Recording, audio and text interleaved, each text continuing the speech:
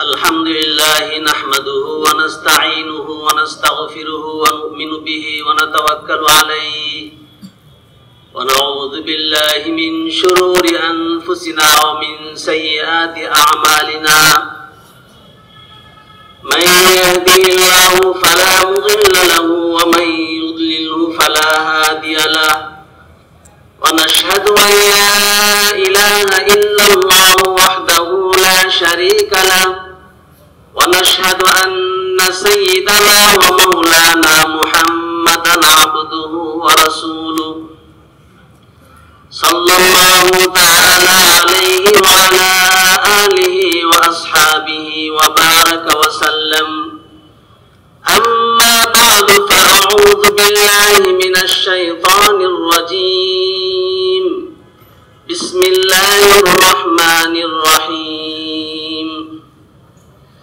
الحمد لله رب العالمين الرحمن الرحيم مالك يوم الدين إياك نعبد وإياك نستعين اهدنا الصراط المستقيم صراط الذين أنعمت عليهم غير المغضوب عليهم ولا الضالين آمين وقال تعالى والذين جاهدوا فينا لنهدينهم سبلنا وإن الله لمع المحسنين وقال رسول الله صلى الله عليه وسلم من قال لا إله إلا الله مخلصا دخل الجنة وقال عليه الصلاة والسلام لغضبة أو روحة في سبيل الله خير من الدنيا وما فيها أو كما قال عليه الصلاة والسلام मेरे मोहतरम दोस्तों बुजुर्गों और अजीजों महान रब्बुल आलमीन समस्त कायनातेर बानाने वाला पालने वाला अल्लाह আমাদেরকে নিজের ইহসান আর ফজলের দ্বারা আমাদেরকে ঈমান আনার তৌফিক দান করেছেন আল্লাহ তাআলা আমাদেরকে ঈমান আনার তৌফিক দান করেছেন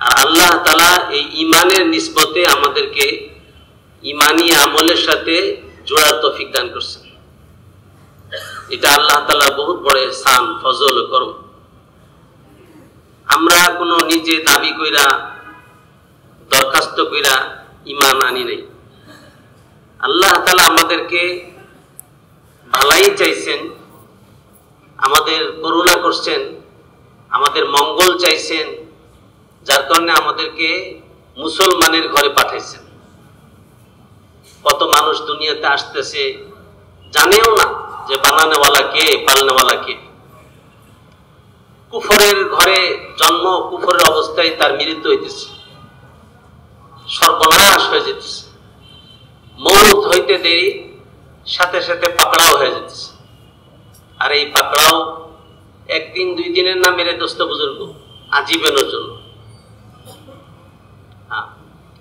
হুজুর আকরাম সাল্লাল্লাহু আলাইহি ওয়াসাল্লামের সামনে লাশ নিয়ে যাওয়া হইতেছিল সামনে দিয়ে তো হুজুর আকরাম সাল্লাল্লাহু আলাইহি ওয়াসাল্লাম যখন জানলেন যে এটা একটা ইহুদির লাশ ঈমান আনে নাই তো ডুকরায় ডুকরায় কাঁদতেছিলেন হিচকি মেরে কাঁদতেছিলেন তো হুজুর সাল্লাল্লাহু আলাইহি ওয়াসাল্লামকে সাহাবায়ে কেরাম সান্ত্বনা দিলেন যে এটা তো একজন মুসলমানের লাশ না ইহুদির লাশ ওনারা হয়তো মনে করছেন যে মুসলমান মারা গেছে একজন চলে গেল এটার মায়ায় মহব্বতে হুজুর আকরাম সাল্লাল্লাহু আলাইহি ওয়াসাল্লাম কাঁদতেছেন রাসূল করিম সাল্লাল্লাহু আলাইহি ওয়াসাল্লাম ইরশাদ ফরমাইলেন যারে আমি তো এই জন্যই কাঁদতেছি যে আমার জীবদ্দশায় একটা লোক ঈমান হারা হয়ে চলে গেল এই যে আজীবনের জন্য যে জাহান্নামে ঢুকবে আর কোনোদিন বের হইতে পারবে না ওই সময় রাসূল করিম সাল্লাল্লাহু আলাইহি ওয়াসাল্লাম ইরশাদ ফরমাইছিলেন যে দুনিয়াতে যত গাছ আছে দুনিয়াতে যত গাছ আছে আর এই গাছে যত পাতা আছে, চিন্তা করা যায় দুনিয়াতে কত গাছ আছে? আমাদের শুধু ঢাকায় কত গাছ আছে, পুরা বাংলাদেশে কত গাছ আছে, ভারতে কত গাছ আছে, এশিয়া মহাদেশে কত গাছ আছে? গাছের সংখ্যাই তো হিসাব করা সম্ভব না। আর আফ্রিকার জঙ্গলে যেখানে সূর্য উঠে ডুবে, এরকম অনেক এলাকা আছে যেখানে সূর্য উঠতেছে ডুবতেছে জানা যায় না, গাছের অন্ধকারে। তো যত গাছ আছে, এই গাছে যত পাতা আছে, খেয়াল করতেছি ভাই, এক এক পাতার বিনিময়ে যদি 1 বছর করে এই লোকটা জাহান্নামে জ্বলার পরও বের হইতে পারতো, তাহলে আমি কানতাম না। আমাদের এখানে তো যে গাছগুলো রয়েছে, লক্ষ লক্ষ পাতা, কেউ কোনোদিন গয়না সারতে পারবে না। আর এই পর্যন্ত হুজুর আকরাম সাল্লাল্লাহু আলাইহি ওয়াসাল্লামের জমানা থেকে এই পর্যন্ত কত গাছ হয়েছে, পাতা হয়েছে। প্রত্যেক পাতার বিনিময়ে যদি 1 বছর করে জাহান্নামের আগুনে জ্বলে, এরপরও মুক্তি পায়, তাহলে আমি এই লোকের জন্য কাঁদতাম না। এই যে লোকটা জাহান্নামে ঢুকবে আর জাহান্নামের মুখে সিল গালা করে দেওয়া হবে, আর কোনোদিন বের হইতে পারবে না। দুনিয়ার সমস্ত বড় জরুরত, পেরেশানি, ক্ষুধার পেরেশানি, পিপাসার পেরেশানি, ঘর নাই, থাকার পেরেশানি, এই সব পেরেশানি যখন মানুষের সামনে মজুদ, তো এই পেরেশানিকে অনেক বড় আকারে মনে হইতেছে। এর জন্য মানুষ কত পেরেশান, কত চেষ্টা, দৌড় ধূপ করতেছে, সকাল থেকে সন্ধ্যা পর্যন্ত কত রকমের চেষ্টা চালাইতেছে। কিন্তু তার সামনে যদি এই কথা না থাকে যে মৌতের পরে যে জীবন শুরু হবে আর শেষ হবে না, এখানে ঈমান আর আমল দিয়ে পার হইতে হবে, এছাড়া কোনো উপায় নাই। এই লোকের সামনে যদি এই কথা থাকে, তো এই লোকটা বুদ্ধিমান। আর যদি নাই, যত বড় বুদ্ধিমানই হোক না কেন, এই লোকটা সবচেয়ে বড় বোকা। আল কাইয়িসু মান দানা নাফসাহু ওয়া আমিলা লিমা বাদাল মাউত। বুদ্ধিমান ওই ব্যক্তি যে মৌতের পরের তৈরি মৌতের আগে করতেছে। মান দানা নাফসাহু ওয়া আমিলা লিমা বাদাল মাউত। নিজেকে চিনছে, আমাকে কেন পাঠানো হয়েছে দুনিয়াতে, নফসকে সোজা করছে, পাইনিজ করছে, নফসকে কদ আফলাহা মান যাক্কাহা, যে নাকি নফসকে পবিত্র করছে, তার মানে শিরক থেকে মুক্ত করছে, সে কামিয়াব হয়ে গেছে। আল্লাহ তাআলা জানাইতেছেন কামিয়াবি কাকে বলে। দুনিয়ার মানুষ একটাকে কামিয়াবি মনে করতেছে, কিন্তু আল্লাহ তাআলার দৃষ্টিতে এটা কামিয়াবি না। মেরে মুহতারাম দোস্ত বুজুর্গ, একজন লোক মনে করলো যে আমার যদি থাকার কোন রকম একটা বাড়ি হয়ে যায়, তাহলে আর কোনো টেনশন নেই, আমি কামিয়াব হয়ে গেলাম। তো আরেকজনের দিকে তাকায়া জিহ্বা থেকে পানি ফালায়, যা এই লোক কত সুখে আছে, নিজের বাড়িতে আছে, আবার অতিরিক্ত বাড়ি আছে, ভাড়া পায়, কামাই রোজগারের টেনশন নাই, মাসটা গেলেই টাকা খারাপ, এর তো আর কোনো টেনশন নাই, এর তো একবারে সুখে আছে। এরকম যে ভাবতেছে, এই লোকটাও ধোকার ভিতরে আছে। যে মনে করতেছে যে লোকটা বড় রকমের একটা র্যাঙ্কে চাকরি করতেছে, মাসটা গেলেই বেতন খারাপ, এর কোনো টেনশন নাই, তো যে দূর থেকে দেখা এই লোককে সুখে আছে মনে করতেছে আর সফল মনে করতেছে, এই লোকটাও ধোকার ভিতরে আছে। আমার কথা বুঝে আসতেছে ভাই? ধোকার থেকে বের হওয়ার জন্য আল্লাহ তাআলা আমাদেরকে এক দামি মেহনত দিচ্ছেন, দাওয়াত ওয়ালা মুবারক মেহনত। যে ইমানের মেহনত করবে, আল্লাহ তাআলা তাকে ধোকার থেকে বাঁচায় দিবেন। আমরা ধোকা থেকে বাঁচতে চাই কিনা? আল মুমিনু লা ইয়াখদাউ ওয়া লা ইউখদাউ। আল্লাহ নবী ইরশাদ ফরমাইতেছেন যে ধোকা দেওয়ার কাজ এটা মুমিনের কাজ না। আল মুমিনু লা ইয়াখদাউ ওয়া লা ইউখদাউ। ছোট্ট হাদিস, যে মুমিন ধোকা খায়ও না, ধোকা দেয়ও না, ধোকা খায়ও না, ধোকা দেয়ও না। একজন বলতেছে, হুজুর আমি তো কেউ ধোকা দেই না, আমি কেউ ধোকা দেই না, কিন্তু মানুষ আমার খালি ধোকা দেয়। বলে কিনা, হুজুর আমি কিন্তু কেউ ধোকা দেই না, কিন্তু মানুষ আমার ধোকা দেয়, আমি খালি কথায় কথায় ধোকা খাই। তো যে ধোকা খাইতেছে অন্যের থেকে, বুঝতে ভাবে তার ইমানের দুর্বলতা আছে। কেন আল্লাহ নবী বলতেছে আল মুমিনু লা ইয়াখদাউ ওয়া লা ইউখদাউ, মুমিন ধোঁকা খায়ও না ধোঁকা দেয়ও না। তো ধোঁকা দিতেছে না ঠিক আছে, কিন্তু ধোঁকা যে খাইতেছে তাহলে বুঝতে হবে ইমানের ভিতরে গন্ডগোল আছে। হ্যাঁ, এই জন্যে যে ইমানের মেহনত করলো সে হইল বুদ্ধিমান, যে ইমানের মেহনত করে ইমান বানাইলো সে হইল বুদ্ধিমান। এই লোকটা যেরকমই হোক, যত গরিবই হোক, থাকার বাড়ি নাই, ভাঙ্গা বাড়িতে থাকে, হ্যাঁ, ভাঙ্গা বেড়া, বেড়ার তলে দিয়া, বেড়ার নিচে দিয়া কুকুর যাতায়াত করে, রুটি চাটনি দিয়ে ভাত খাইতেছে, রুটি মরিচের চাটনি দিয়ে রুটি খাইতেছে, পান্তা ভাত খাইতেছে, মরিচ কামড় দিতেছে, লবণ দিয়ে মাখায় পান্তা ভাত খেতেছে, কিন্তু শতভাগ ইমান বানাইছে, দাওয়াতওয়ালা মুবারক মেহনতের সাথে জুড়া নিজের ইমানকে বানাইছে। তো এই লোকটা কামিয়াব হয়ে গেছে। এই লোক বলে গরিব তো গরিব, শারীরিক দিক দিয়েও যদি গরিব হয়, একটা লোকের হাত নাই কিন্তু ইমান বানাইছে, একটা লোক অন্ধ, চোখ নাই, কত বড় নিয়ামত থেকে বঞ্চিত, কিন্তু ইমান বানাইছে, তো এই লোকটা কামিয়াব হয়ে গেছে। একটা লোক চেহারা ভালো না, দেখতে ভালো লাগে না, নাক কাটা, ঠোঁট কাটা, কিন্তু মেহনত করে ইমান বানাইছে, এই লোকটা আল্লাহ তাআলার দৃষ্টিতে বড় দামি। আর একটা লোক দেখতে খুব রাজকুমারের মতো দেখা যায়, প্রিন্সের মতো দেখা যায়, কিন্তু অন্তরের ভিতরে গলত জিনিস বাসা বসে রয়েছে, বাসা বানা রাখছে। তো এই লোকটা আল্লাহ তাআলার দৃষ্টিতে একটা কুকুরের চাইতেও ঘৃণীয়।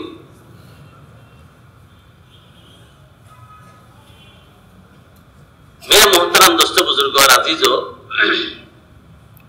আল্লাহ তাআলা একটা নির্ধারিত সময় দিয়েছেন, এতটুকু সময়ের ভিতরেই আখিরাতের তৈরি করে যেতে হবে। আর আখিরাতের তৈরি হলো ঈমান আর আমল বানানো। এমনি জবানে ঈমান আনছি যে আল্লাহ তাআলা ছাড়া কোনো মাবুদ নাই, আল্লাহ তাআলা আসমান বানাইছেন, কায়নাতের মালিক আল্লাহ, আলহামদুলিল্লাহ, এটা তো খুব ভালো।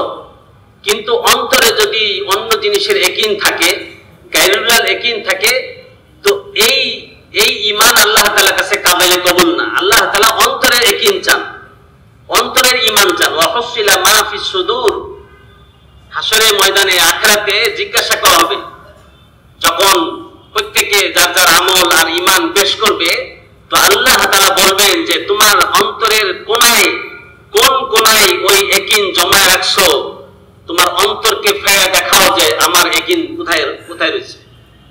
ওয়া হুসিলা মা ফিস সুদূর। এজন্য মেরে মুহতারাম দোস্ত বুজুর্গ, এই কথা আওয়াজ করতেছিলাম যে আল্লাহ তাআলাই আমাদেরকে ঈমান আনার তৌফিক দিয়েছে, আল্লাহ তাআলাই মেহনতের সুযোগ দিয়েছে। দেখতে চাইতেছেন যে এই যে আমি নিয়ামত দিলাম, এটা কে কদরদানি করেন। ওয়া ইন তাউদ্দু নি'মাতাল্লাহি লা তুহসুহা, আল্লাহ তাআলা তো অসংখ্য নিয়ামত দিয়েছেন, কাফের মুশরিককেও দিয়ে রাখছেন, হাওয়া বাতাস পানি, হ্যাঁ, এগুলি সবাই উপভোগ করতেছে কিনা? এটা কত বড় নিয়ামত। যদি হাওয়া বন্ধ করে দেয় তো মুসলমানও বসবাস করতে পারবে না, কাফেরও বসবাস করতে পারবে না। পানি যদি দুনিয়া থেকে পানি উঠায় নেন, তাহলে কারোর জীবন ধারণ সম্ভব না। এরকম যত নিয়ামত দিয়ে রাখছেন আল্লাহ তাআলা, এবং অঙ্গ প্রত্যঙ্গের ভিতরে, হ্যাঁ, চোখ কান নাক রক্ত চলতেছে, নিঃশ্বাস চলতেছে, এই সমস্ত অসংখ্য নিয়ামত যে আল্লাহ তাআলা দিয়ে রাখছেন, এগুলি তো গরু ছাগল বা ইহুদি খ্রিস্টান বিভিন্ন বিধর্মীকেও আল্লাহ তাআলা দিয়ে রাখছেন। সবচেয়ে বড় নিয়ামত যেটা দিয়েছেন আল্লাহ তাআলা, ঈমানের মতো দৌলত দান করছেন। আলহামদুলিল্লাহিল্লাযী হাদানা লিহাযা ওয়া মা কুন্না লিনাহতাদিয়া লাউলা আন হাদানাল্লাহ। আল্লাহ তাআলা শিখায় দিতেছেন যে বলো আলহামদুলিল্লাহ, আল্লাহ তাআলার জন্য সমস্ত প্রশংসা। আল্লাযী হাদানা লিহাযা, যিনি এই ইসলামের জন্য, ঈমানের জন্য আমাদেরকে হেদায়েত দান করেছেন। ওয়া মা কুন্না লিনাহতাদিয়া লাউলা আন হাদানাল্লাহ, আল্লাহ তাআলা যদি করুণা করে, ইহসান করে, রহম করে, দয়া করে এই হেদায়েত না দিতেন, তাহলে আমরা নিজের থেকে হেদায়েত পাইতাম না। ওয়া মা কুন্না লিনাহতাদিয়া, আমরা নিজের থেকে এই হেদায়েত পাইতাম না। পাইতাম ভাই? অন্যান্য যত মানুষ আছে, যেরকম বিধর্মীর ঘরে জন্ম হইতেছে, আবার ওইভাবে মৌত হইতেছে, খোদা না খাস্তা খোদা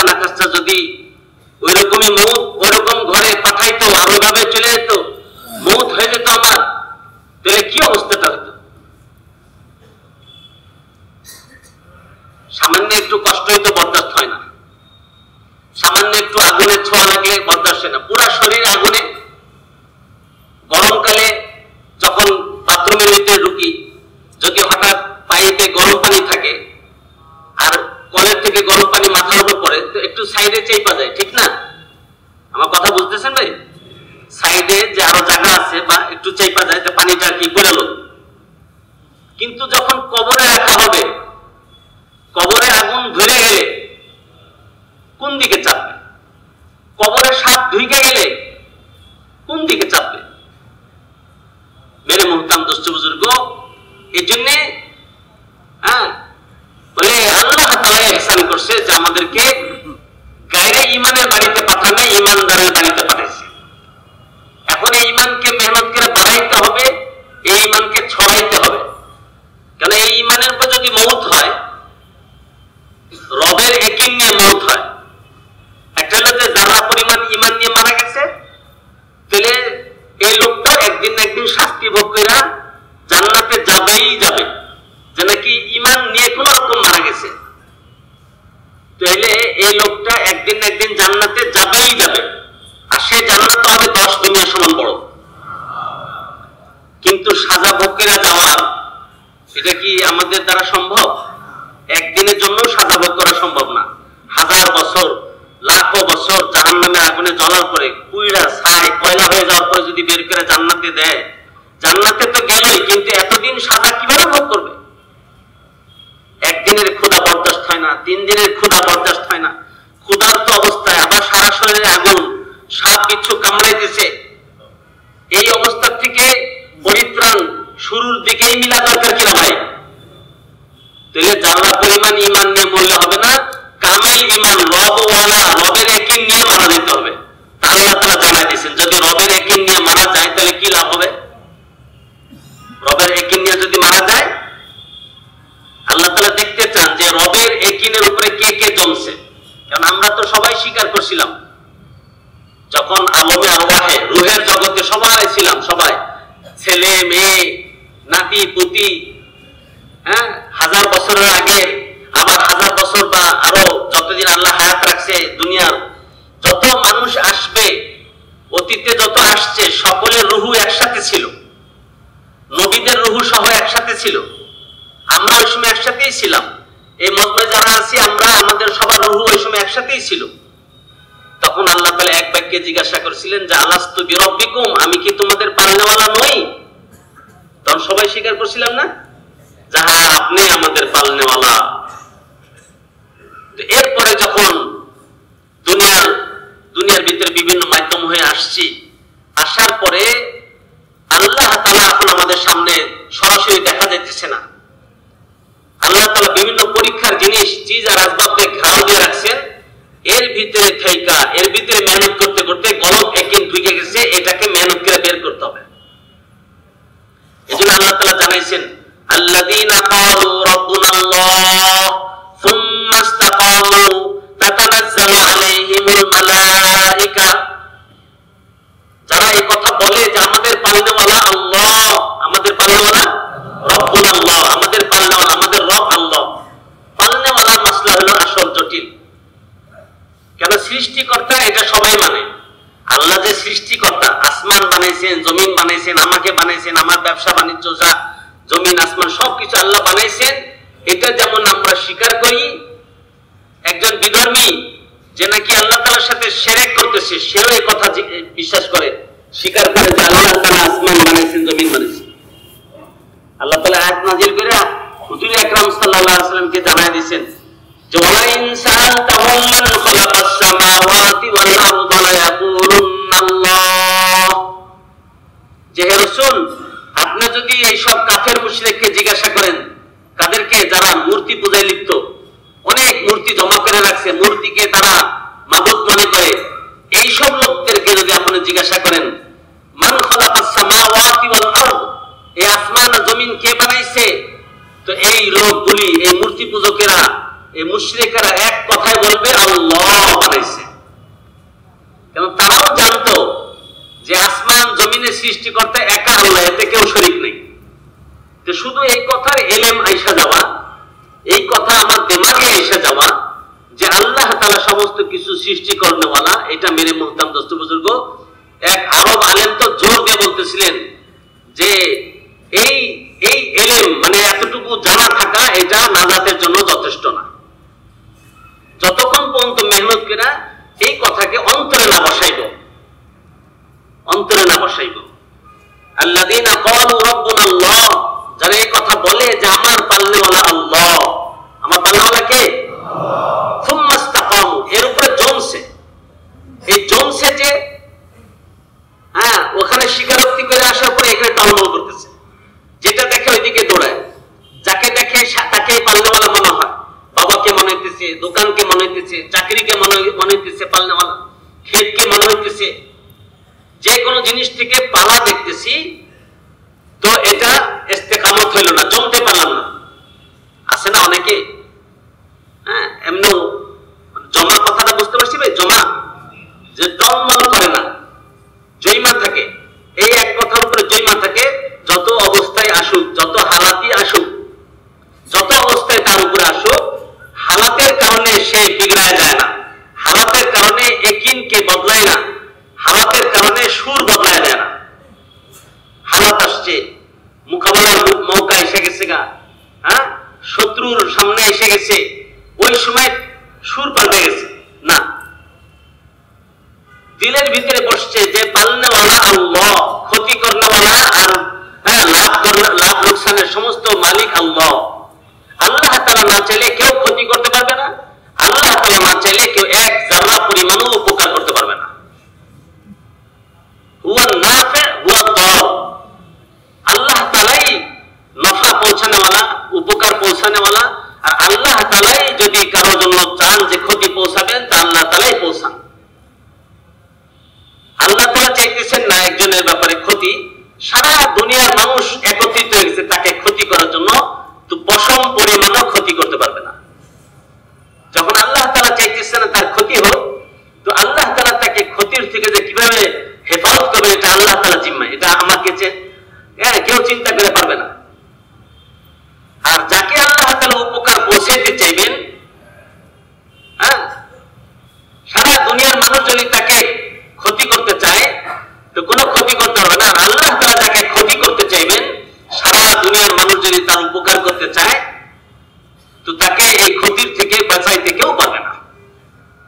এই কথা অন্তরে বসানো, মেহনত করতে করতে আসবে, সকাল সন্ধ্যা আল্লাহ তাআলা রুবুবিয়তের কথা বলতে হবে।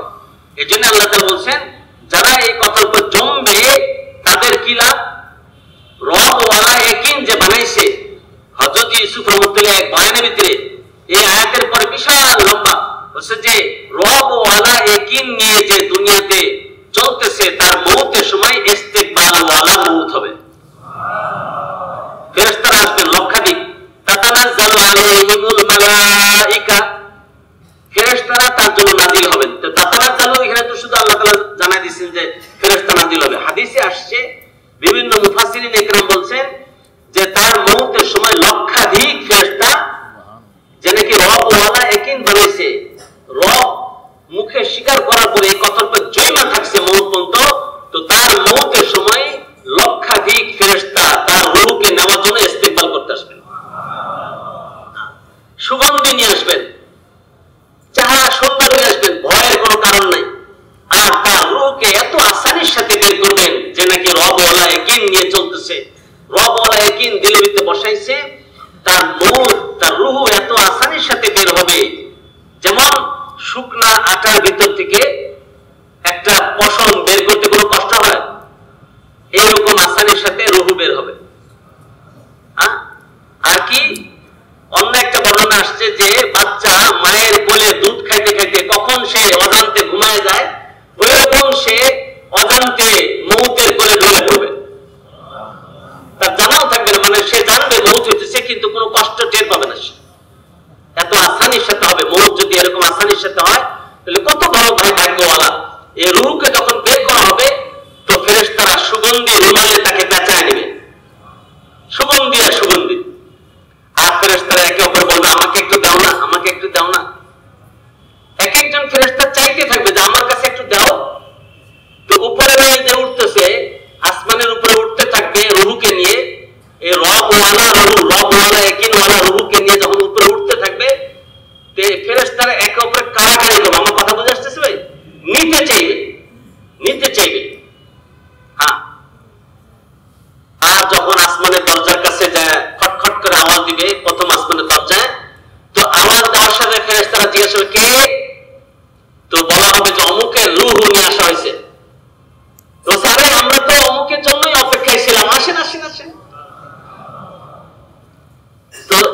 ইস্তেকবাল করে দরজা খুলে দেওয়া হবে, ওই আসমানের ফেরেশতারাও তাকে নিয়ে আগাইতে থাকবে। এখন ভিড় বাড়তেছে, এইভাবে উপরে যত দরজায় খটখটানো হবে আর তারা সবাই ইস্তেকবালের জন্য তৈরি থাকবেন। এরপর যখন আল্লাহ তাআলার সামনে পেশ করা হবে, তো রুহুর ব্যাপারে আল্লাহ তাআলা ফয়সালা করবেন যে তাকে আলা ইল্লিয়িনে জায়গা করে দাও। কি বলেন, এরকম মওত দরকার কিনা ভাই? হযরত ইউসুফ রাহমাতুল্লাহ আলাইহি ফরমাইছেন অল্প সময়ের জন্য তাকে রূহকে শরীরে ফিরিয়ে দেওয়া হবে শুধু সওয়াল জবাবের জন্য। যখন ফেরেশতারা তাকে জিজ্ঞাসা করবেন দূর থেকে, বড় শ্রদ্ধা আর ইকরামের সাথে জিজ্ঞাসা করবেন, আমরা কি কথা জিজ্ঞাসা করতে পারি? আল্লাহু আকবার, কত খুশনসিব। যখন বলবে যে আমার রব আল্লাহ প্রশ্ন করে, তো ফেরেশতারা বলবেন যে আমাদের জানা ছিল, আপনি এটাই বলবেন। তিন প্রশ্নের পরে ফেরেশতারা বলবেন যে আমরা একটা ফর্মালিটি, নিয়ম তান্ত্রিকতা বজায় রাখার জন্য সওয়াল জবাব করলাম, আর নাহলে আমাদের জানা ছিল যে আপনি এই উত্তর দিবেন। এরপরে তাকে দুলহানের মতো আজীবনের জন্য শোয়া দেওয়া হয়, জান্নাতের দরজা জানালা খুলে দেওয়া হয়, খুশবু বাতাস আসতেই থাকে। এটা হলো কার মত ভাই? যে নাকি রব ওয়ালা ইয়াকিন নিয়ে মারা যেতেছে, খোদা না খাস্তা কপাল ঠুকাইতে হজ করতে আর বিভিন্ন আমল মানুষকে দেখাইতে তো দুনিয়াতে পরিচিত পাইছিল, কিন্তু অন্তরের ভিতরে আল্লাহ তাআলার ইয়াকিন, রব ওয়ালা ইয়াকিন নাই। দোকানের ইয়াকিন, আসবাবের ইয়াকিন, খোদা না খাস্তা সব আসবাবের ইয়াকিন নিয়ে মারা যেতেছে। তো এর মওতের ব্যাপারে হযরত ইউসুফ রাহমাতুল্লাহ আলাইহি কি ফরমাইছেন? বলে বড় দুর্গন্ধময় গান্দা মওত হবে। মওতের সময় দুর্গন্ধ নিয়ে আর বিশ্রীর চেহারা নিয়ে ফেরেশতা আসবেন। আসমান থেকে আসার সময় বিকট চেহারা, চক্ষুগুলি নীল, আগুন বের হইতেছে, নাক আর মুখ দিয়ে আগুন বের হইতেছে, আর দুর্গন্ধ ফোঁস করে বের হইতেছে। মেরে মুহতারাম দোস্ত বুজুর্গ, এই দেখা চিৎকার দিতে থাকে। মুমূর্ষু ব্যক্তি যার এখন মওত হয় নাই, সে চিৎকার দিতে থাকবে। আঙ্গুলগুলা, তাদের মোটা আঙ্গুল বুকের উপরে রাখবে, যখন চাপ দিবে আর এমন পিপাসা তৈরি হয়ে যাবে, এমন ক্ষুধা ওই মুমূর্ষু ব্যক্তিকে চাপায় দেওয়া হবে। হযরত ইউসুফ রাহমাতুল্লাহ আলাইহি আবু হানিফা রাহমাতুল্লাহ আলাইহির মুসনাদে আবু হানিফা থেকে রিওয়ায়াত নিয়ে আসছেন একটা। আমাদের ইমাম আযম ইমাম আবু হানিফা রাহমাতুল্লাহ আলাইহি বহুত বড় ফকিহ, বড় ইমাম ছিলেন, মুজতাহিদ মুতলাক ছিলেন, মুজতাহিদে মুতলাক একজন ইমাম ছিলেন মাযহাবের। তার উপরে অনেকে অনেক কিছু বলছে যে উনি হাদিস জানতেন না, সেই কেন উনি হাদিসের ব্যাপারে তাকওয়া অবলম্বন করেছেন। যেরকম হযরত আবু বকর সিদ্দিক রাদিয়াল্লাহু তাআলা আনহু, উনি তো এত বড় সাহাবী, উনি কি হাদিসের কিতাব লিখে গেছে? এটা যদি বলে কেউ যে উনি তো হাদিসের কিতাব লেখেন না, এজন্য উনি হাদিস জানতেন না, নাউযুবিল্লাহ, এটা হবে ঠিক কথা? আমি ওইদিকে যাচ্ছি না। তো এরকম জমানা অপবাদ আসছে। ইমাম আবু হানিফা রাহমাতুল্লাহ আলাইহি উনি বহুত বড় হাদিসের কিতাব লেখেন নাই, ছোট আকারে লিখছেন, এটার নাম মুসনাদে আবি হানিফা। আজীব রিওয়ায়াত ওখানে আনছেন আমাদের ইমাম আবু হানিফা রাহমাতুল্লাহ আলাইহি। তো ওই যে ব্যক্তির মুমূর্ষু, যে রব ওয়ালা ইয়াকিন বানায় নাই, তাকে এমন পিপাসা চাপায় দেওয়া হবে, এমন ক্ষুধা চাপায় দেওয়া হবে যে 100 বছর যদি সারা পৃথিবীতে যত প্রাণী আছে, জানদার, মানুষ, জীব জন্তু, 100 বছর, 1 বছর না, 100 বছর যদি পিপাসিত রাখা হয়, কি পরিমাণ পিপাসা হবে?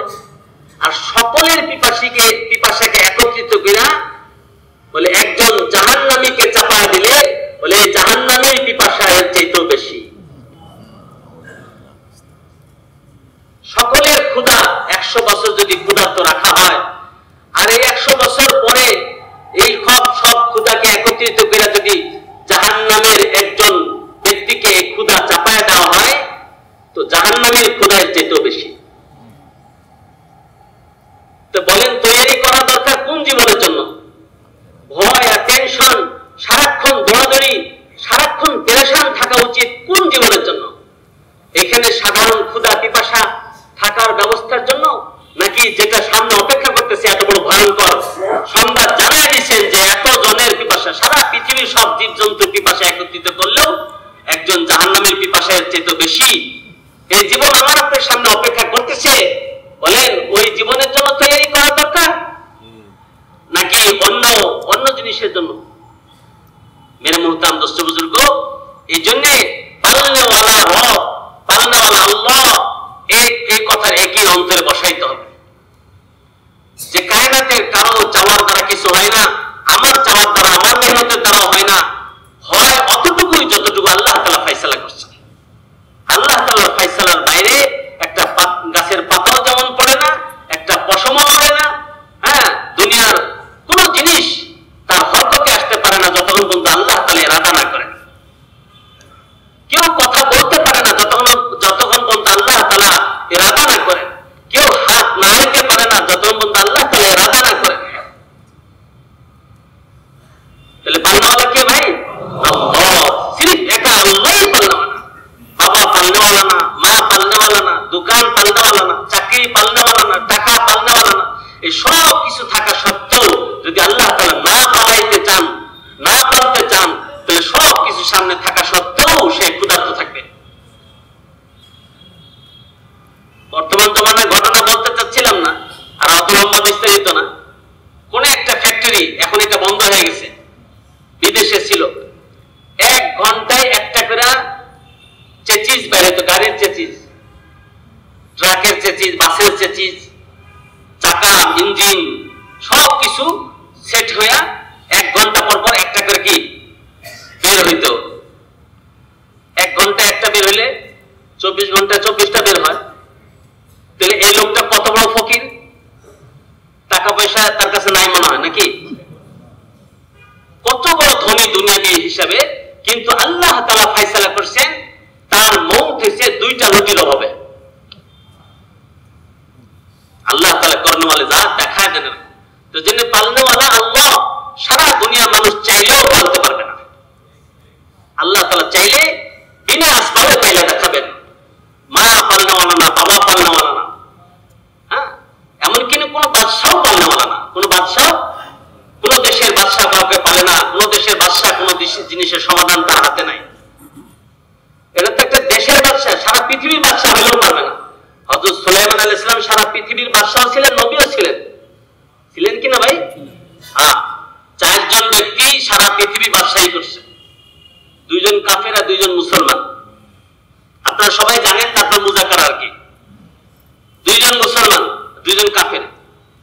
কাফেরদের আলোচনা না এখন কি দরকার। একজনের নাম ছিল বুখত নাসসারা, সে সারা পৃথিবী শাসন করছে। আরেকজন ছিল নমরুদ। দুজনেরই নাম উল্লেখ করে কোরআন শরীফে আসে নাই, কিন্তু বর্ণনা আসছে। আর 2 জন মুসলমান বাদশা, একজনের নাম ছিল বাদশা জুলকারনাইন, সেকান্দার বাদশাহ বলে, তার নাম কোরআন শরীফে উল্লেখ করছে, সূরা কাহফে আছে। কত দামি মানুষ না কোরআন শরীফে, আবার বেদামি মানুষের নাম আনছে আল্লাহ তাআলা, কিন্তু ইজ্জতের সাথে আল্লাহ তাআলা উল্লেখ করছেন। আরেকজন ছিলেন হযরত সুলাইমান আলাইহিস সালাতু ওয়াস সালাম। দেখেন তার কাছে কোন জিনিস, সব জিনিস আছে। আপনারা সবাই জানেন উনিও এরকম ভাবে তামান্না করছিলেন যে সারা পৃথিবী সব মাখলুককে উনি কি খাওয়াবেন। তো আল্লাহ তাআলা বলছেন এটা তোমার কাম না। আস্তে আস্তে কমাইতে কমাইতে মাস, বছর, মাস, দিন, বলছেন না, 1 বেলার অনুমতি পেয়েছে। তো এই 1 বেলার আয়োজনের জন্য 6 মাস যাবত খাবার জমা করছে। 6 মাস ময়দানে, তিহে, বিশাল এক ময়দানে খাবার জমা করছে। তো এতদিন খাবার রাখলে তো খাবার নষ্ট হয়ে যাবে। দেখেন এই খাবারের হেফাজত করবে নাকি আল্লাহ। আল্লাহ তাআলা বাতাসকে চালু করছেন, বাতাস আস্তে আস্তে বয়ে চলতেছে। বাতাস, এই যে বাতাস চলতেছে না, এটা আল্লাহ তাআলা নিজাম কায়েম করে দিয়েছেন। কে করছেন ভাই? আল্লাহ। পানির নিজাম, বাতাসের নিজাম, মাটির নিজাম, আগুনের নিজাম, এই বড় বড় যে 4টা শক্তি আল্লাহ তাআলা নিজের কাবুতে রাখছেন। যখন মানুষ শিরকে লিপ্ত হয়ে যায়, গুনাহে, আর সবচেয়ে বড় গুনাহ শিরক, শিরক যখন আম হয়ে যায়, তো আল্লাহ তাআলা 4 শক্তি যে কোনো একটাকে বেপরোয়া করে দেন। কি করে দেন? বেপরোয়া। দেখেন বাতাস যদি বেপরোয়া হয়ে যায়, কি কোন অবস্থা আছে? আর বাতাসের নিজাম আল্লাহ তাআলা কায়েম করে দিয়েছেন, আল্লাহই করে দিয়েছেন। বাতাসকে নিয়ন্ত্রণ করার ক্ষমতা কারণে আল্লাহ তাআলা নিয়ম বানায় দিয়েছেন যে ঘন্টা কিলোমিটার এর মাঝামাঝি চলবে, স্বাভাবিকভাবে চলবে। অনেক সময় গাছের পাতা নড়ে না, একবার গরম লাগে তো সবাই বলে যে বাতাস নাই, আসলে বাতাস আছে, চলতেছে না, ওই পরিমাণ চলতেছে না। বাতাস যদি একেবারে পুরো নাই করে দেয়, পুরো ফিউজ করে দেয়, বাতাস যদি পুরো নাই করে দেয়, কি বলে এটাকে, আদম করে দেয়, তাহলে আধা ঘন্টার ভিতরে বিশ্বের ভিতরে সারা পৃথিবীতে যা আছে, পশু পাখি মানুষ গাছ গাছালি লোহা লাক্কর যা আছে সব পয়সা দুর্গন্ধ হয়ে যাবে, সব পয়সা যাবে। আল্লাহ তাআলা নিজাম কায়েম করে দিয়েছে, বাতাস চলতেছে। তো সুলাইমান আলাইহিস সালাম খাবার জমা করাইতেছেন জিন্নাতদেরকে দিয়ে, তো বাতাস চলতেছে, খাবার জমাইতেছে। আপনাদের সবাই জানা আছে, হ্যাঁ, যখন সময় এসে খাওয়ার এক মাখলুক পাঠিয়েছিলেন কিনা আল্লাহ তাআলা, আয়েশা যখন এক লুকমায় সব খাওয়া ফেলেছে, দ্বিতীয়বার যখন লুকমা চাইতেছে, দ্বিতীয়বার লুকমা চাইতেছে, বলছে যে যখন ধমক দিছে, হ্যাঁ সবার খানা তুমি একলা খেলে আবার চাইতেছো, বলছে যে মেহমানের সাথে রাগ করতে হয় না, মেহমান যা চায় তা দিতে হয়। আপনি আজকে দাওয়াত দিয়া, যদিও ইসরায়েলি রেওয়ায়েত, হ্যাঁ, লা নুসাদ্দিকু ওয়া লা নুকাদ্দিবু, আমরা সত্যও বলি না মিথ্যাও বলি না। আগের জমানার যে সমস্ত ঘটনা বলি, বিভিন্ন কিতাব আসছে ইসরায়েলি রেওয়ায়েত, আমাদের ফুকাহা একরাম উলামা একরাম বলছে যে এটা শুনে থাকা যায়। তো হযরত ওই মাখলুক বলতেছে যে হ্যাঁ মেহমানের সাথে রাগ করতে হয় না, আজকে আপনি দাওয়াত দিচ্ছেন দেখে আমাকে অনাহারে থাকতে হবে, কারণ এইরকম 3 লুকমা আল্লাহ তাআলা আমাকে প্রতিদিন খাওয়ান। তো খিলানে ওয়ালা আল্লাহ, কত বড় আল্লাহ! সম্পর্ক কায়েম করলে তার সাথে করা চাই, সম্পর্ক করতে হলে তার সাথে করা চাই, কত বড় পাল্লাওয়ালা আল্লাহ। মৌত তার হাতে, মৌত কোথায় লেখা রাখছেন কেউ জানে না, ওখানেই তার মৌত হবে, যেখানে তার মৌত লেখা আছে ওখানে তার মৌত হবে। হাজার চাইলেও বাড়িতে মরতে পারবে না, কবর বানায় রাখছে নিজের জন্য, বরাদ্দ দিয়ে রাখছে যে এখানে আমার কবর দিও, কিন্তু সে কি জানে যে আমার এখানে কবর হবে না অন্য জায়গায়? কোন পশু পাখি খায় নেবে না, বনে জঙ্গলে হবে না, সমুদ্র হবে। সুলাইমান আলাইহিস সালামের দরবারে এক লোক বসে রয়েছে, তো উনার কাছে তো সবাই থাকতেন, মানুষ জিন পাকপাখালি বাঘ সিংহ সব থাকতো, কেউ কারোর উপর আক্রমণ করতো না। সুলাইমান আলাইহিস সালাম এত প্রভাবশালী বাদশাহ ছিলেন, নবীও ছিলেন, উনার দরবারে হিংস্র জানোয়ারও থাকতো, কিন্তু আক্রমণ করার সাহস ছিল না।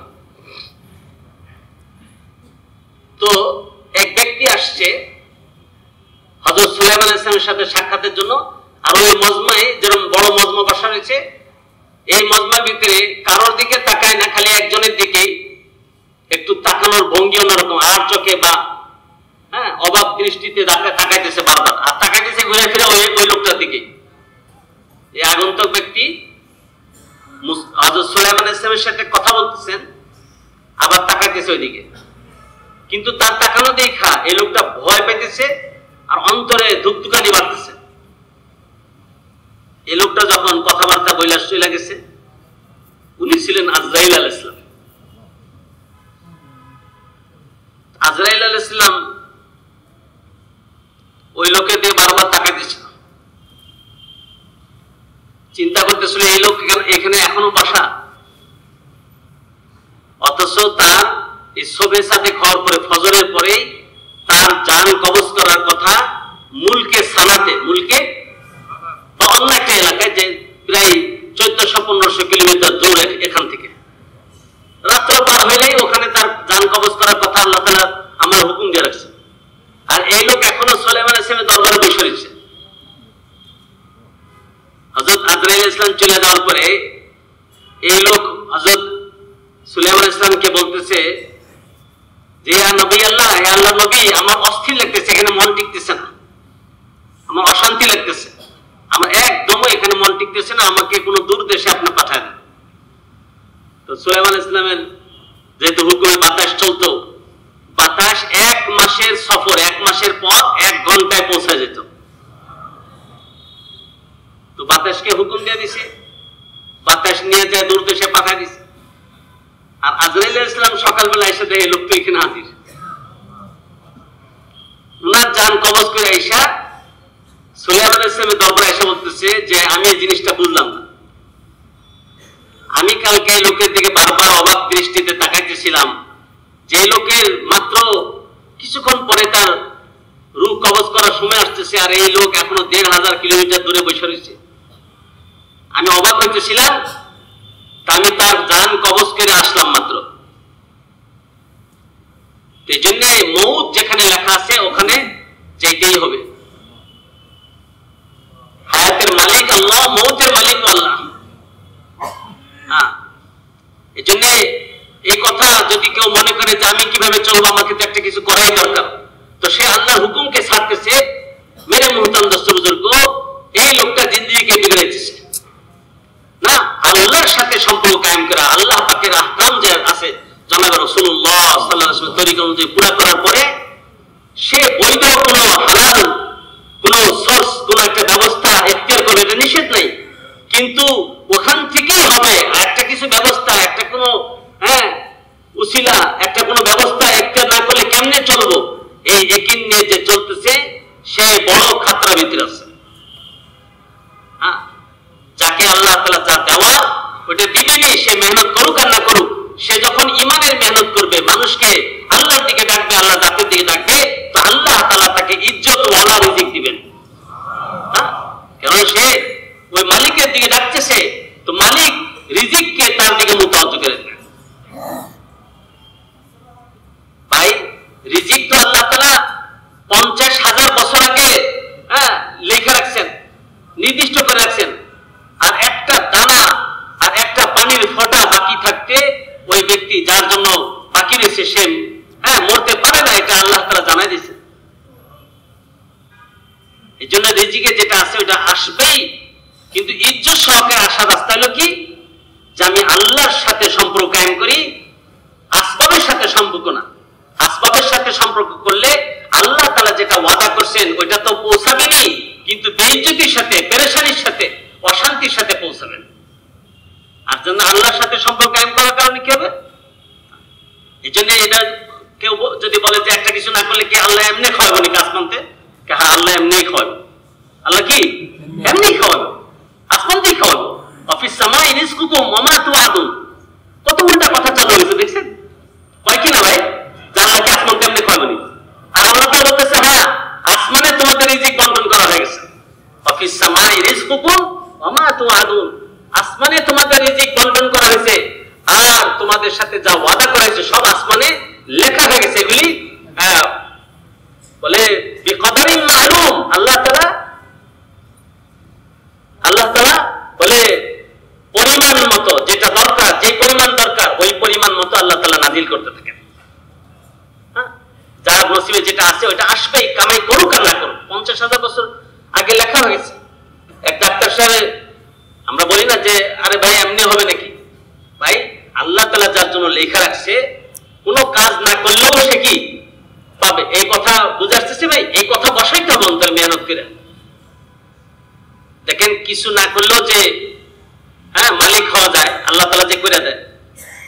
একবার যারা সন্তান নাই, বড় মনে বিধে ব্যথা যে আমার এত সম্পত্তি, এত বাড়ি, এত জমি, ব্যাংকে নগদ এত ক্যাশ টাকা, কে এটার মালিক হবে? ডাক্তার সাহেব, বড় নাম করা ডাক্তার। তো আল্লাহ তাআলা অনেকদিন দোয়া করতে করতে তাকে একটা সন্তান দিছে। ছেলে দুনিয়াতে আসছে মাগরিবের সময়। তো ছেলে ফুটফুটে চেহারা দেখে ডাক্তার সাহেব তো খুব খুশি। এখন ডাক্তার সাহেব জানে না যে আমার হাত ফুরে গেছে। রাত ১২টার সময় ডাক্তার সাহেব মারা গেছে। এখন ডাক্তার সাহেব যে ব্যাংকে ১০ কোটি টাকা রাখা, অনেকগুলি বাড়ি আছে, এই সব কিছু মুহূর্তে ১ সেকেন্ডের ভিতরে কে মালিক হয়েছে?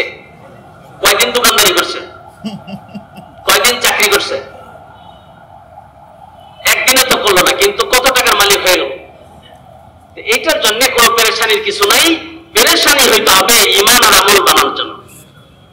যে ঈমান আর আমল বানানোর জন্য সকাল থেকে সন্ধ্যা এই নিয়েই তার ধুম, এই নিয়েই তার ফিকির, তো আল্লাহ তাআলা তাকে কামিয়াব করবেন। দুনিয়াতে তার কোনো জিনিস পরিমাণ মতো যেটা আল্লাহ তাআলা দেওয়ার দিবেন, কিন্তু হাসরের ময়দানে এই লোকটা বড়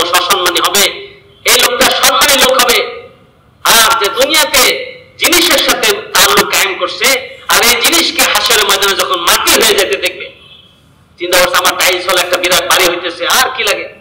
এই বাড়িও, এই গাড়িও, এই দামি এত সুন্দর রঙের গাড়ি, এত সুন্দর এসিওয়ালা বাড়ি, এসিওয়ালা গাড়ি, সব কিছু টাকার বান্ডিল, বস্তা বস্তা টাকার বান্ডিল। আর তার যত কিছু ছিল, পোশাক আশাক যাই সে দুনিয়াতে ব্যবহার করছে, সব কিছু হাসরের ময়দানে যেমন গরু ছাগল উট মুরগি সবকিছু হাজির করবেন, এরকম সব কিছু আল্লাহ তাআলা হাজির করবেন। আর আল্লাহ তাআলা যখন বলবেন কুনু তুরাবা, মাটি হয়ে যাও, তো চোখের সামনে যখন এত দামি বিল্ডিং আর এরকম বস্তায় বস্তায় টাকা তার চোখের সামনে, টাকার বস্তা আর এখন আস্তে আস্তে মাটির একটা ঢের হইতেছে, মাটির ঢেরে পরিণত হয়ে গেল, তখন সে হাত কামড়াবে। হাত কামড়াবে মুজরিমরা, মুজরিম যারা তারা হাত কামড়াবে। হাত কামড়াবে বলে এত ভাই, মানুষ যখন সুযোগ থাকে আর ওই সুযোগের সদ্ব্যবহার না করে তা আফসোস করে কিনা? আফসোস করে। কেমন আফসোস করে? যেটা দোবারা সুযোগ আছে এরকম বিষয় কত আফসোস করে। একজন বন্ধুরে বলতেছে, মিয়া কথাটা বলছিলাম আপনাদের, আজকে থেকে মনে করে দেখেন 8-10 বছর আগে কথাটা গুরুত্ব দেন নাই। আজকে দেখেন এই যে 3 রাস্তার মোড়ের ভিতরে যে জায়গাটা, ওই সময় আপনার কাছে হাতে টাকাও ছিল, আর ওই সময় এই জায়গাটা সস্তায় বিক্রি হইতেছিল। লোক পাওয়া গেছে, আপনারা কত হাদাহাদি করছি, কত সাদাসাদি করছি, নেন নাই।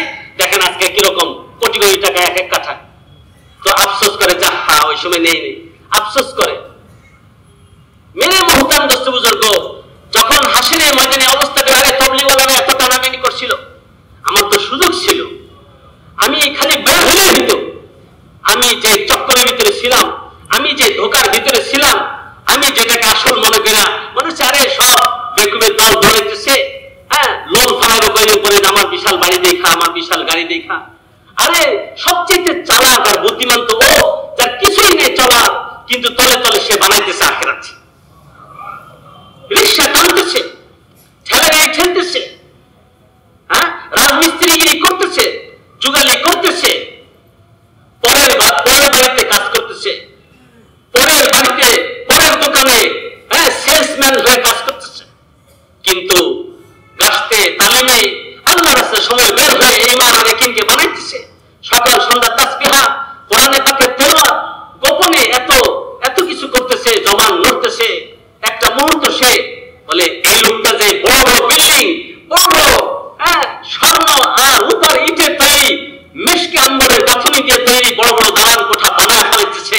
মৌতের পরে হাসরের ময়দানে মালিক হাত তাকে আফসোস করবে, যাহায় আমার ঘরের গোমস্তা, আমার ঘরের কর্মচারী আজকে এত বড় বিশাল জান্নাতের মালিক, আর খুশখবরি এই খোশ হালে আর এরকম বলে হুড় হুড়ে নাচানাচি করতেছে, যুবতী মেয়ে নিয়ে নাচানাচি করতেছে। আর আমি আজকে এই যে সামনে গনগনে আগুন, হুঙ্কার দিতেছে, নাম ধরে ধরে ডাকতেছে। জাহান্নামের আগুন, জাহান্নামের এক একটা ব্যক্তির নাম ধরে, তার বাপের নাম ধরে ধরে ডাকবে, আমি আমার দিকে আসো, তোমার জন্য আমি অপেক্ষা করতেছি। চুলের মুঠি ধরে, কপালের এখানে চুল ধরে আর পাগুলি ধরে মাথা নিচের দিকে রেখা এইভাবে ফেলা দেওয়া হবে। মেরে মুহতারাম দোস্ত, এই জীবন আমার আপনি সবার সামনে রয়েছে, তৈরি করার জন্য, সময় দেওয়ার জন্য, সময় জাহান না লাগার জন্য। তো ওই যে যেটা তারা মালিকের সাথে, রবের সাথে তাল্লুক কায়েম হবে। এই জন্য মেরে মুহতারাম দোস্ত বুজুর্গ, যখন আমার অন্তরের ইয়াকিন সুন্দর হইল আর বাহিরের মাথা থেকে পা পর্যন্ত প্রত্যেকটা অঙ্গ প্রত্যেকের থেকে ভালো আমল বের হইতেছে, ভালো আমল। আর এই আমল ভালো তখন হবে যখন জানাবে রাসূলুল্লাহ সাল্লাল্লাহু আলাইহি ওয়াসাল্লামের তরিকা অনুযায়ী এটাকে করা হবে। হুজুর আকরাম সাল্লাল্লাহু আলাইহি ওয়াসাল্লামের তরিকা যেটা মিলবে না ওইটা ঠুকরায় ফেলা দেওয়া হবে, ওইটাকেই নিক্ষেপ করা হবে, খাপে খাপে মেরে দেখানো হবে। খাপে খাপে বুঝেন তো ভাই? খাপে খাপে, যেমন এই যে আমার এই আঙ্গুলে যে একবারে হুবহু মিলতেছে। তো হুজুর আকরাম সাল্লাল্লাহু আলাইহি ওয়াসাল্লামের নামাজ আর আমাদের নামাজ সামনাসামনি রাখা হবে। যদি মিলে তাহলে তো এটা গ্রহণ করা হবে, যদি না মিলে ফেকা ফেলা দেব। হুজুর আকরাম সাল্লাল্লাহু আলাইহি ওয়াসাল্লামের সাথে সবকিছু মিলতে হবে, জিন্দেগির সবকিছু মিলতে হবে।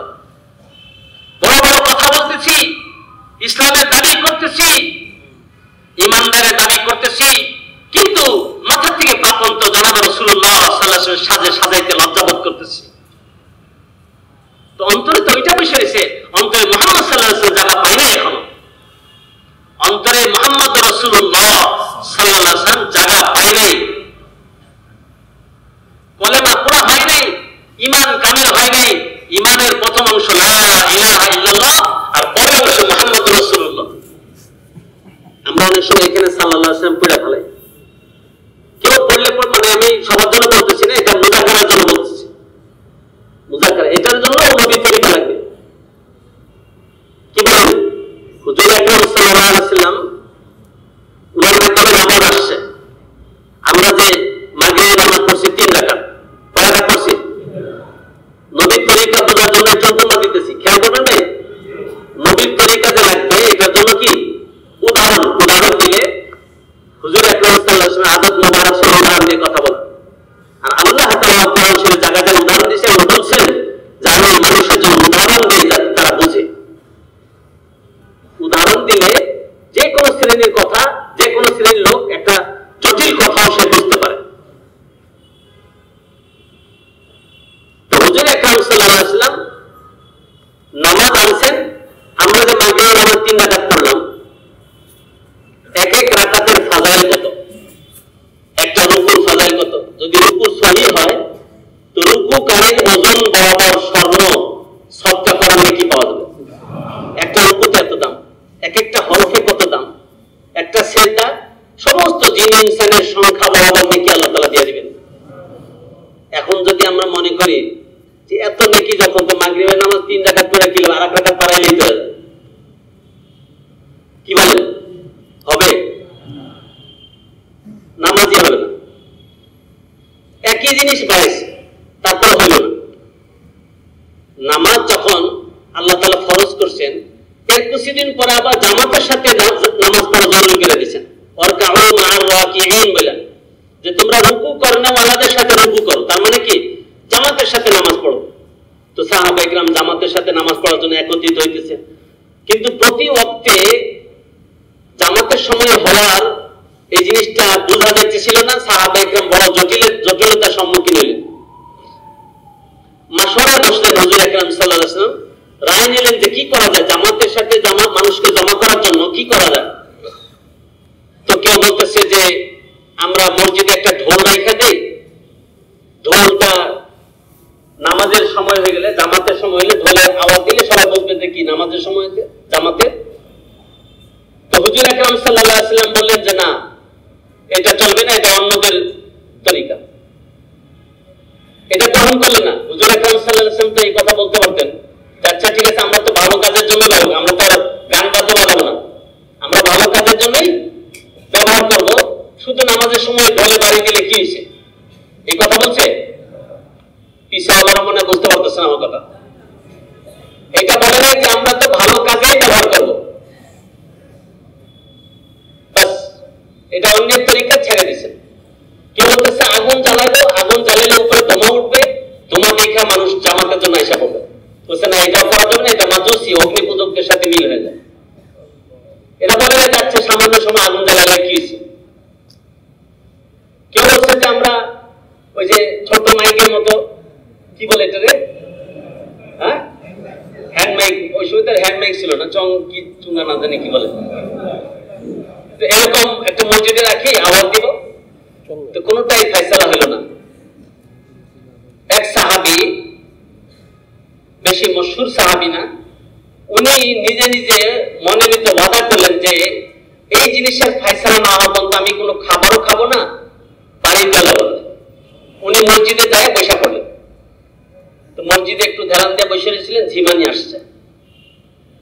ঝিমানি আসার পরে দেখতেছেন যে একজন ফেরেশতা তাকে আয়েশা বলতেছেন যে আল্লাহু আকবার, আল্লাহু আকবার, আল্লাহু আকবার, আল্লাহু, যেভাবে আমরা আযানে বলা হয়, পুরো আযান কি শোনায়া দিলেন। ওই সাহাবী খুশিতে দৌড়ে আয়েশা রাসূলুল্লাহ সাল্লাল্লাহু আলাইহি ওয়াসাল্লামের কাছে আরজ করলেন, ইয়া রাসূলুল্লাহ, আমি এরকম দেখলাম। একই স্বপ্ন একাধিক সাহাবাও দেখছেন, ওমর রাদিয়াল্লাহু আনহু দেখছেন, অন্যান্য সাহাবা দেখছেন। ওনারাও আয়েশা বললেন, হুজুর আকরাম সাল্লাল্লাহু আলাইহি ওয়াসাল্লাম ইরশাদ ফরমাইলেন যে বেলালকে ডাকো। হযরত বেলাল রাদিয়াল্লাহু তাআলা আনহুকে ডাকা হলো। ভাই শোনার জন্য না, কথাটা বোঝার জন্য বেলাল রাদিয়াল্লাহু তাআলা আনহুকে এই কলেমাগুলো শিখায় দাও, আযানের কলেমাগুলো। আর এটার উপরে সিল ছাপ্পা হয়ে গেল কালিমাতুল আযান মাখসুসা, অন্য বর্ণনা আছে মানসুসা। কালিমাতুল আযান এটা ফুকাহা কেরামের কথা, প্রত্যেক ফিকহ কিতাব আছে কালিমাতুল আযান মানসুসা মাখসুসা, যে আযানের কলেমাগুলি নির্দিষ্ট হয়ে গেছে, মানসুস হয়ে গেছে। নস কোরআন আর হাদিস দ্বারা যেটা প্রমাণিত হয় ওইটাকে বলে নস। ওটা কি বলে? হাদিসের দ্বারা প্রমাণিত হলো। এটা বললাম না যে কোরআনে নাই হাদিসে আছে যে এটা না। দেখেন এই যে আমরা যে নামাজ পড়ি, 5 ওয়াক্ত নামাজের কথা তো কোরআন শরীফে আছে, 5 ওয়াক্ত নামাজের কথা কোরআন শরীফে আছে, কিন্তু কোন ওয়াক্ত কত রাকাত পড়বে এটা তো কোরআন শরীফে নাই। কই পাইলাম? মাগরিব 3 রাকাত, এটা ফরজ না নফল? এশা 4 রাকাত, ফরজ না নফল? যোহর 4 রাকাত, ফরজ না নফল? এই ফরজ যে এটা তো হুজুর সাল্লাল্লাহু আলাইহি ওয়াসাল্লাম সুন্নতের দ্বারা সাবিত হয়েছে, এটা তো কোরআন শরীফে নাই।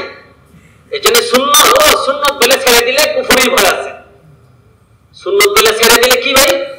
কুফরি ভয় আছে। তরিকা হুজুর আকরাম সাল্লাল্লাহু আলাইহি ওয়াসাল্লাম, যারা যেটা আরজ করতেছিলাম যে হুজুর আকরাম সাল্লাল্লাহু আলাইহি ওয়াসাল্লাম এই কলেমাগুলিকে শিখায় দিলেন বেলাল রাদিয়াল্লাহু তাআলা আনহুকে। এখন থেকে ওইভাবে আযান শুরু হয়ে গেল। আচ্ছা, এই যে একবার আল্লাহু আকবার শব্দটার কত নেকি আপনারা মুনতাকারেও পড়ছেন, বিভিন্ন রাওয়ায়াতে বিভিন্ন ফাজাইল আসছে। কোন বর্ণনাতে এমন আসছে যে আসমান আর জমিনের এই ফাঁকা জায়গা নেকি দিয়ে ভর্তি হয়ে যায়। আচ্ছা, একবার আল্লাহ যদি এত নেকি হয়, 2 বার আল্লাহ করে কত? দুইটা ফাঁকা জায়গা। আযানের শুরুতে 4 বার আল্লাহকে বলা হয়। এখন যদি কেউ মনে করি যে আল্লাহ আকবারই তো, এটা তার কোনো গুনার জিনিসও না, আমরা পাকো না, তো আমি আযানের শুরুতে আরো 2 বার বাড়াই দেবো, 6 বার বলবে। কি বলেন, সবাই মেনে নেবে? কি বলবে যে ভাই এটা নাজায়েজ হয়ে গেল, এটা হবে না, আযান সহি হলো না। আরে ভাই কি করলো এই লোকটা? কি অপরাধ করলো? এই আল্লাহ আকবারই তো বলছে, কিন্তু বাড়ায় বলছে। এই জন্য মুফতি বা গায়রে মুফতি, আলেম বা গায়রে আলেম সবাই বলবে যে এটা ঠিক হয় না, ঠিক হয় না বলবে কিনা ভাই? অথচ দেখেন কতবার ধোঁকা দিয়ে দিছে যে অনেক সময় আমরা কি করি, নামাজের আযানের আগে সুবহানাল্লাহ, আলহামদুলিল্লাহ, ওয়া লা ইলাহা ইল্লাল্লাহ, আল্লাহু আকবার, আলহামদুলিল্লাহিল্লাযী আহইয়ানা বা'দা মা মাতানা ওয়া ইলাইহিন নুশুর ইত্যাদি ইত্যাদি করে আল্লাহু আকবার শুরু করি। তো এখন যদি আল্লাহর নবী কিয়ামতের দিন জিজ্ঞাসা করে যে আযানের কলেমাগুলি তো আমি নির্দিষ্ট করে দিয়েছিলাম, এর আগে যে তুমি বানাইছিলে এটা করতে পাইলা, কোন জবাব আছে? এই জন্য নবীর তরিকা লাগবে। কোরআন শরীফে আয়াতের ভিতরে একটা যে জবর বাড়ানো যায় না, কমানো যায়, এটা আমরা সবাই মানি না? তো কোরআন শরীফে যেখানে মুহাম্মদ শব্দ আছে, দেখেন আল্লাহর নবীর নাম শুনলে দরুদ পড়ার কথা আসছে, দরুদের ফাজাইল আসছে। ভাই এই কথাগুলি কিসের জন্য বলা হচ্ছে মনে আছে? যে নবীর তরিকা কত জরুরি এটা বোঝার জন্য উদাহরণ দেওয়া হচ্ছে। যে হুজুর আকরাম সাল্লাল্লাহু আলাইহি সাল্লাম হাদিসেও বলছেন, দরুদ পড়ার ফাজাইল বলছেন, আর আল্লাহ তাআলা হুকুম দিবেন যে ইয়া আইয়ুহাল্লাযীনা আমানু সাল্লু আলাইহি ওয়া সাল্লিমু তাসলিমা, যে মুমিনরা তোমরা নবীর উপরে দরুদ পড়ো, সালাম পাঠাও। সাহাবায়ে কেরাম জানিয়ে দিয়েছেন যে ইয়া রাসূলুল্লাহ, আমরা তো আপনার উপরে সালাম পাঠানো শিখছি, আত্মায়াতের ভিতরে সালাম পাঠায়, কিন্তু দরুদ পড়তে হবে, তো দরুদ শিখায় দিয়েছেন। আবার বলছেন যে মান সাল্লা আলাইয়া মাররাতান ওয়াহিদাতান সাল্লাল্লাহু আলাইহি আশরা মাররাত, যে নাকি আমার উপরে একবার দরুদ পড়বে আল্লাহ তাআলা তার উপরে 10 বার রহমত নাযিল করেন। আর অনেক ফাজাইল আসছে, দরুদ শরীফ পড়লো তো সাথে সাথে একটা ফেরেশতা আল্লাহ মুকাররর করে দেয়, হ্যাঁ, যে কিয়ামত পর্যন্ত তার জন্য নেকি লিখতেই থাকে। এরকম অনেক ফাজাইল আসছে। এখন এই ফাজাইল সামনে থাকার কারণে যদি কেউ আবেগে কোরআন তেলাওয়াতের সময় যদি মুহাম্মদ শব্দটা শোনার পরে দরুদ পড়ে, এটা কি ঠিক হবে? মনে করেন যে হ্যাঁ তেলাওয়াত করতেছে, নিজে কোরআন শরীফ তেলাওয়াত করতেছে, ওমা মুহাম্মাদুন ইল্লা রাসূল কদ খালাত মিন ক্বাবলিহি রাসূল, আয়াতে বিতরাস। এখন যদি পড়ে ওমা মুহাম্মাদুন সাল্লাল্লাহু আলাইহি ওয়াসাল্লাম ইল্লা রাসূল, আয়াতের ভিতরে সাল্লাল্লাহু আলাইহি ওয়াসাল্লাম বাড়াইল, মা কানা মুহাম্মাদুন আবা আহাদিন মিন রিজালিকুম, আয়াত আছে। এখন যদি বলে মা কানা মুহাম্মাদুন সাল্লাল্লাহু আলাইহি ওয়াসাল্লাম আবা কি বলেন তে দরুদ শরীফ পড়ানো যাবে ভাই আমি কিন্তু এটা কোনো মাসলা বলতেছি না এটা মুযাকারার দ্বারা একটা উদাহরণ দিচ্ছি এখন যদি কোরআন শরীফের ভিতরে যদি দরুদ শরীফ পড়াইতে না পারি আরো মুহাম্মদ শব্দ আসছে কোরআন শরীফ বিভিন্ন জায়গায় ওখানে দরুদ শরীফ পড়ানো যাবে না বা কেউ কোরআন শরীফ তেলাওয়াত করতেছে পাশে একজন বৈশা কোরআন তেলাওয়াত শুনতেছে তার সাথে নাতিও মিশেছে এখন দাদা তেলাওয়াত শুনতেছে আর যেখানে মুহাম্মদ শব্দ আসতেছে ওখানে সাল্লাল্লাহু আলাইহি ওয়াসাল্লাম বলতেছে এটাও বলতে হবে না কেন ওই যে নাতি শিখা ফেলাইলো যে এরকম মুহাম্মদ শব্দ আসলে মনে এখানে কি কোরআন শরীফ তেলাওয়াতের সময় সাল্লাল্লাহু আলাইহি ওয়াসাল্লাম বলতে হবে তো বোঝা গেল যে কোরআনের ভিতরে যদিও আল্লাহ তাআলা দরুদ শরীফ পড়ার কথা বলছেন কিন্তু কোরআন শরীফে দরুদ শরীফ পড়ানো যাবে না তো এই যে আমরা যে কলেমা পড়ি লা ইলাহা ইল্লাল্লাহ এটা আয়াতের একটা টুকরা আর মুহাম্মাদুর রাসূলুল্লাহ এটাও আয়াতের টুকরা এখন আয়াতের টুকরা এর শুরুতেও আর শেষেও যদি আমরা একেবারে ফিক্সড লাগায় ফেলাই প্রত্যেকবার বলার সময় কলেমা লা ইলাহা ইল্লাল্লাহ মুহাম্মাদুর রাসূলুল্লাহ সাল্লাল্লাহু আলাইহি ওয়াসাল্লাম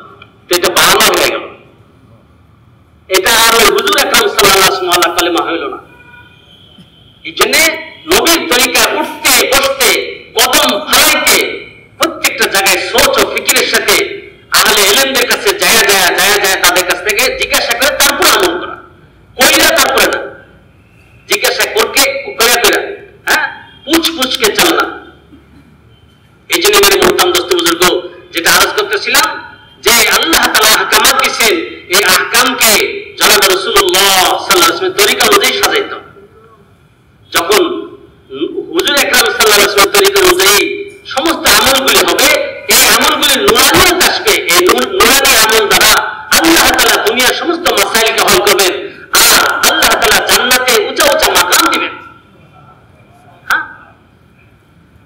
হুজুর আকরাম সাল্লাল্লাহু আলাইহি ওয়াসাল্লাম সুন্নতের যে যত কাছে সে হাশরের ময়দানে হুজুর আকরাম সাল্লাল্লাহু আলাইহি ওয়াসাল্লাম তত কাছে থাকবে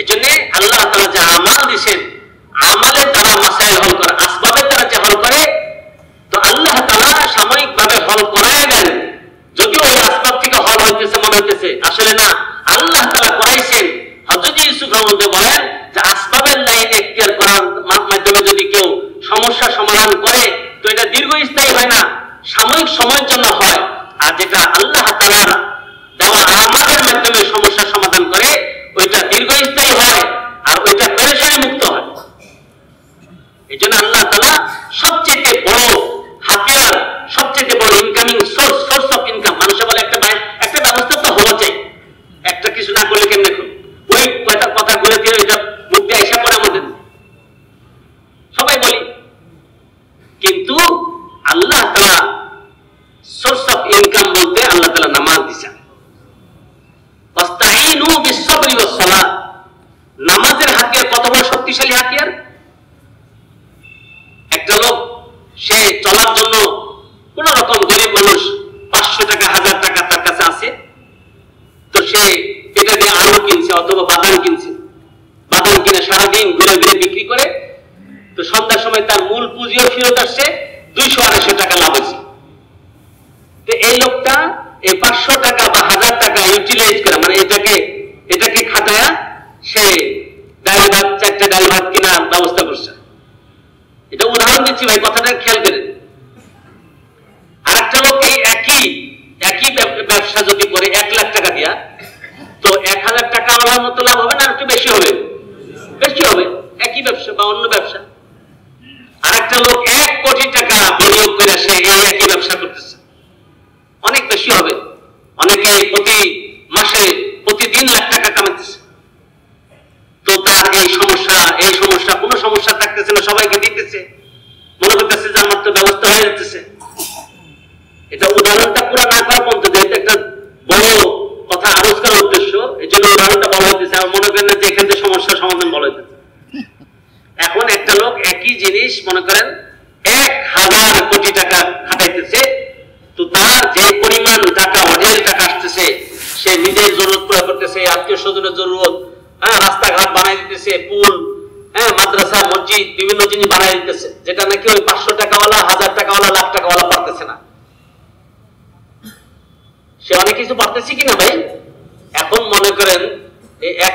কোটি টাকাওয়ালা, সে তার দাপটে চলতেছে, কিন্তু হঠাৎ করে দেশে পানি বাড়া শুরু হয়ে গেল। কি বলেন, এখন এই পানির উপরে একটা দাপট দিয়ে, একটা ধমক দিয়ে এই 1000 কোটি টাকাওয়ালা থামাই দিতে হবে না? যে থাম, পানির থাম বলে থামাই দিতে পারবে কিনা? পারবে না। এই 1000 কোটি টাকাওয়ালা তার ক্ষমতা এখানে যায় ফেল।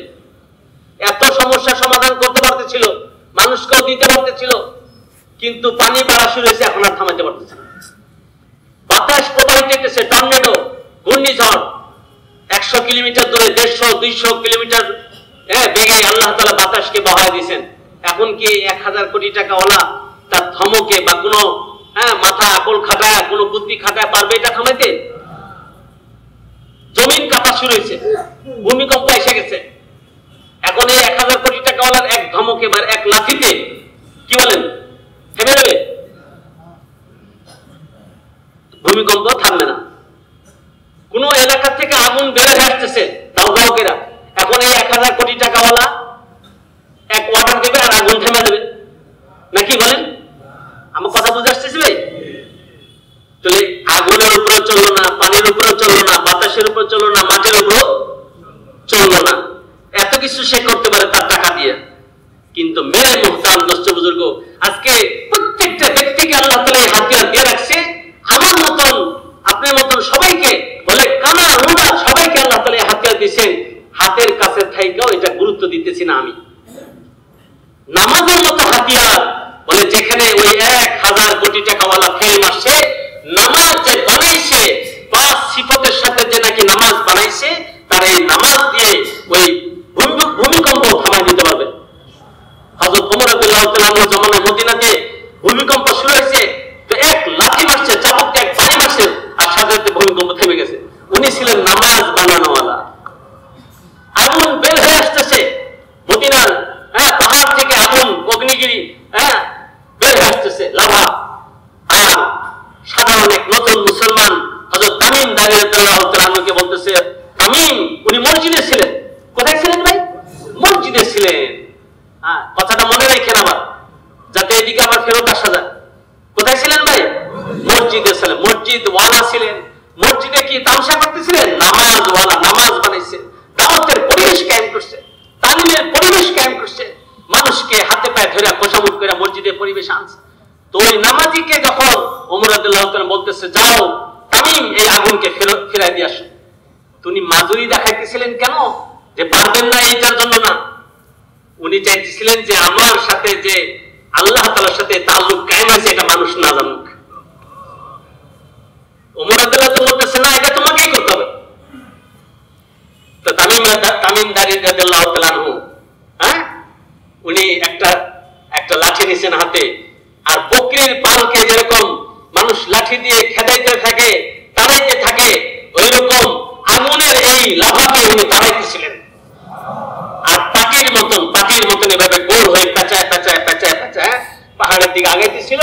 আর যে গুহার ভিতর থেকে আগুনের লাভা বের হয়ে আসছে, ওই গুহার ভিতরে ঢুকছে, উনি গুহার মুখ থেকে ফিরত আসে নাই, ওই গুহার ভিতরে ঢুকে বসেন। কি বলেন, টাটকা একটা তন্নুর যেখানে তন্দুর রুটি বানায়, ওইটার ভিতরে কেউ হাত দিতে পারবে? হাত দিয়ে কতক্ষণ রাখতে পারবে? আর ওইটার ভিতরে ঢুকে দেওয়া, কেমন তাল্লুক কায়েম করছে নামাজের দ্বারা। বলে হাতিয়ার লাগবে, একটা কিছু না করলে হবে নাকি? একটা কানা লোক মসজিদে পড়েছে, তার কাছে হাতিয়ার আছে। সে যদি মেহনত করে শুধু আল্লাহ তাআলার জন্য নামাজ বানাইতে থাকে, ইলমকে ভিতরে ঢুকাইতে থাকে, ফাজাইলকে মিশাইতে থাকে, আল্লাহওয়ালা ধ্যানকে ঢুকাইতে থাকে, জিকিরকে আর ইখলাসকে সাথে নিয়ে নেয়, কলমাওয়ালা ইকিনের সাথে, তো মেয়ে মুহতারাম দোস্ত, এই নামাজ এই জমানাতেও বলে পানির উপর দিয়ে পার হওয়ার ব্যবস্থা করে দিবে। এই জমানাতেও প্লেন নয়, প্লেনের ব্যবস্থা করে দিবে। প্লেন নেই, সব ব্যবস্থা আল্লাহ তাআলা করে দিবেন। এই জন্য আরজ করতেছিলাম, যার কাছে 1000 কোটি টাকা আছে, সে যেখানে ফেল মারছে, ওইখানে যায় নামাজির দল শুরু, ওখানে যায় নামাজি। তাহলে যেটা 1000 কোটি টাকা পারতেছে, এটা মনে নামাজি পাবে না। আমার কথা বুঝে আসে না? যেখানে 1000 কোটি টাকা ফেল পারলো না, ওখান থেকে নামাজির দল শুরু। তাহলে যেখানে 1000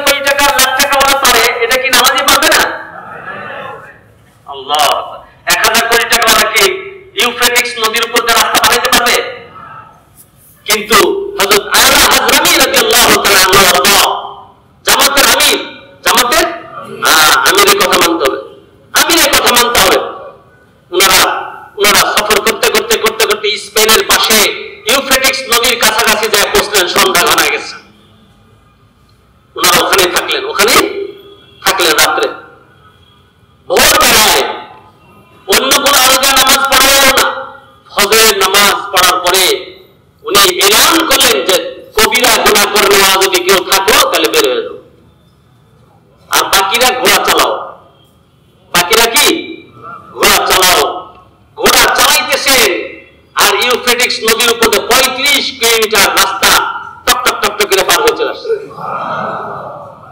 ইনারা ছিলেন নামাজ বানানোওয়ালা।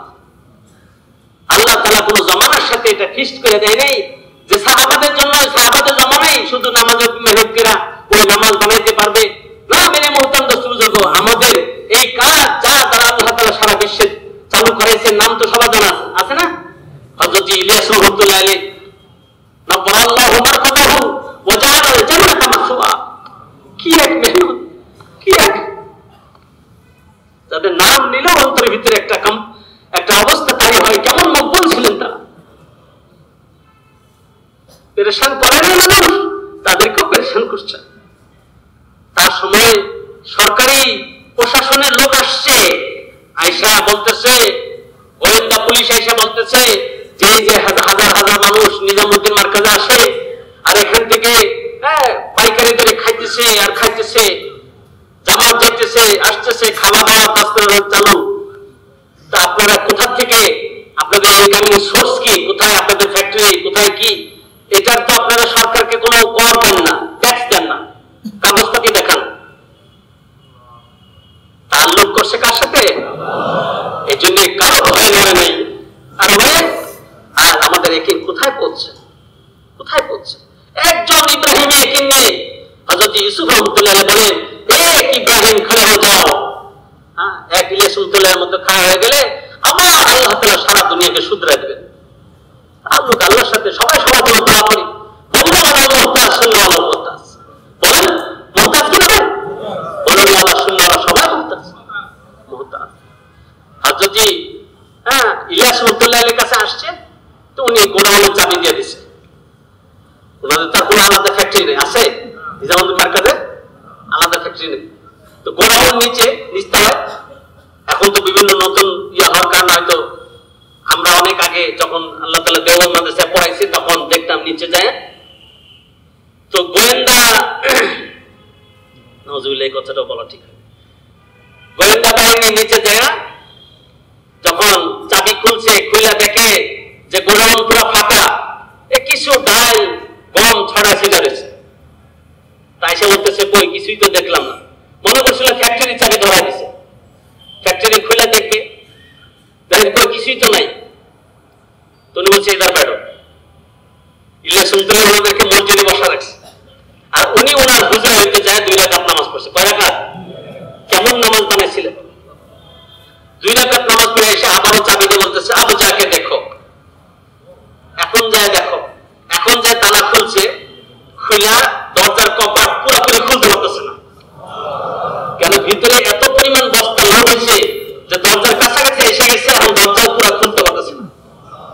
এতটুকু সময়ে এত বড় গোডাউন ভরতে হলে কি পরিমাণ ট্রাক, আর ট্রাকের থেকে শ্রমিকরা হইচই করে নামাবে, বস্তা আওয়াজ হওয়ার কথা। কি বলেন ভাই? তুমি বলতেছে কেসে হওয়া, কিভাবে হলো? তখন উনি ফরমাইতেছেন যে यही हमारा काम है, हम ऊपर से लेते हैं और बंदों को देते हैं। আমাদের কাজ কি?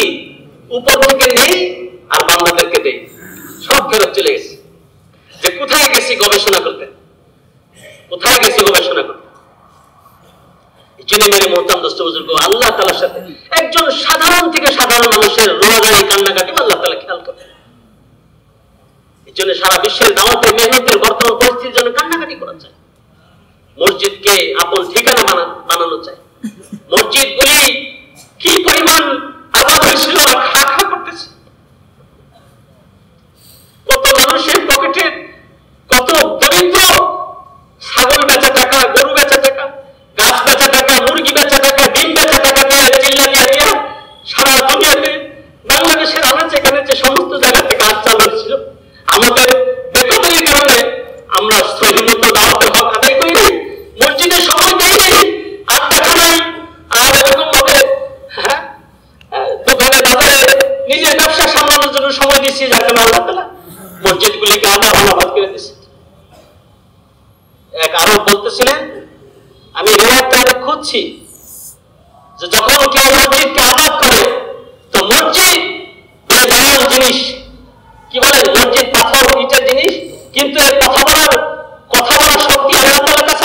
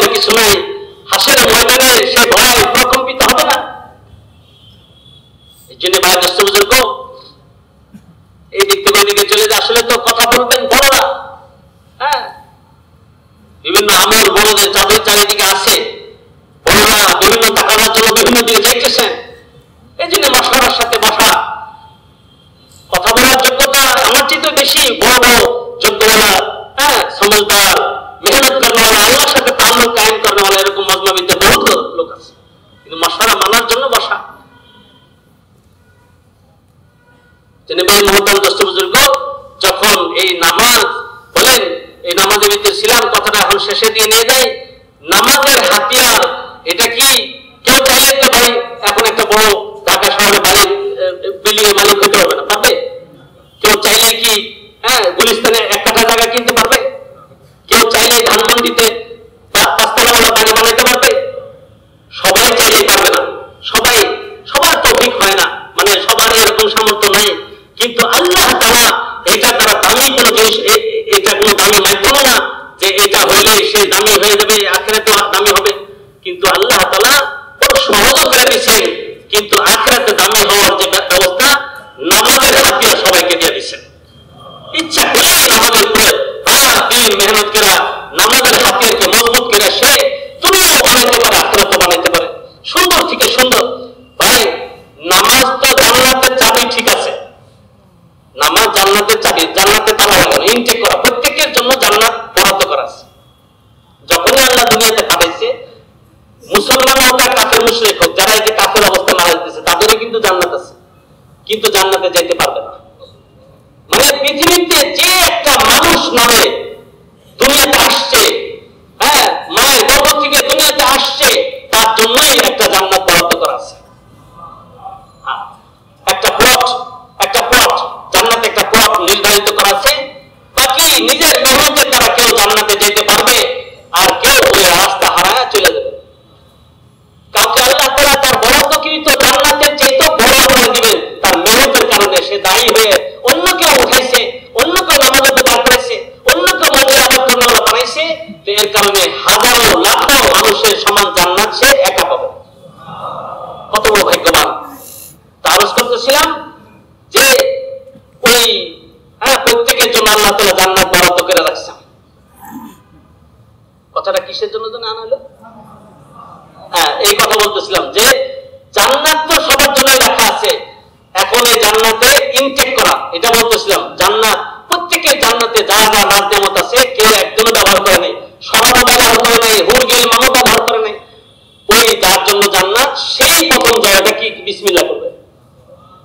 সবকিছু কি কেউ আগে ব্যবহার করেন, লাম ইয়াদমিসুম ইনসুন ওয়ালা জান, তার বরাদ্দকৃত হুরকে কেউ কোনোদিন স্পর্শ করে নাই, দেখেও নাই। এত সুন্দরী মহিলা, যাদের চক্ষুওয়ালা, যাই আল্লাহ তাআলা দিয়েছে নাজ নিয়ামত, এগুলি সব ইনটেক করা, কি করা হয়? এটাকে খোলার জন্য হাতিয়ার দিয়েছেন নামাজ। এখন নামাজ তো জান্নাতের চাবি। একজনে চিটাগাং গেছে, যারা চাবি ছড়া বলে তালা রেখে আসছে, প্রায় 5-10টা দোকানের তালা, ঘরের তালা, সবকিছু ওইটার ভিতরে। এখন আইসা বাড়িতে ঢুকতে পারতেছে না, বড় তালা লাগানো। এখন পিটাপিটি শুরু করছে, হাতুর দিয়ে বাইরে শুরু করছে।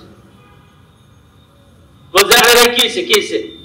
বলেন দেখেন আমি চাবি ফালা রেখেছি, এখন তার এটা তো তালা কাটতে হবে, নাহলে ভাঙতে হবে। আচ্ছা ঠিক আছে, দেখি আমি কোনো চেষ্টা করে। তো দুনিয়াতে কেউ চেষ্টা করে অন্য কোনো চাবিওয়ালা বা অন্য কোনো কিছু দিয়ে চেষ্টা করতে পারে, বা হ্যাকসা দিয়ে কাটতে পারে, বা হাতুড়ি দিয়ে ভাঙতে পারে, এটার তো ব্যবস্থা এখানে আছে।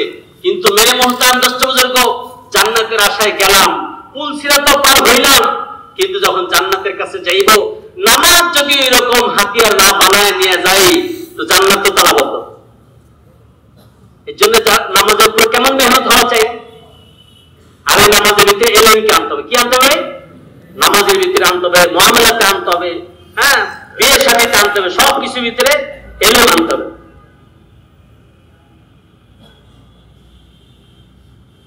এই জন্য আহলে এলেমদের কদর করা, এলেম শিখার জন্য যে আল্লাহর রাস্তায় চলে।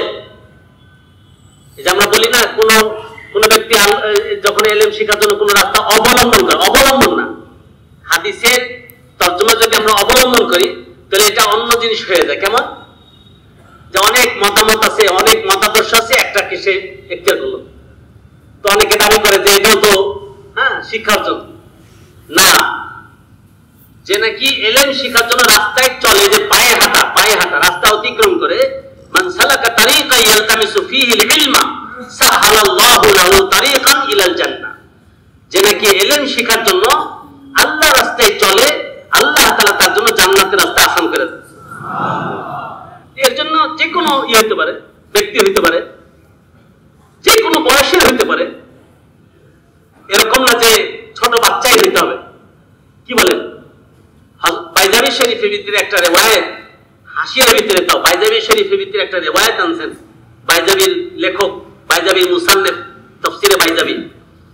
উনি লিখছেন যে কোন সন্তান যদি কারো সামনে যায়া বসে আর সে বলে যে বলো বিসমিল্লাহির রহমানির রহিম, আর ওই সন্তানও বলে বিসমিল্লাহির রহমানির রহিম, তো সাথে সাথে তার বাপ মার কবর আযাব বন্ধ হয়ে যায়।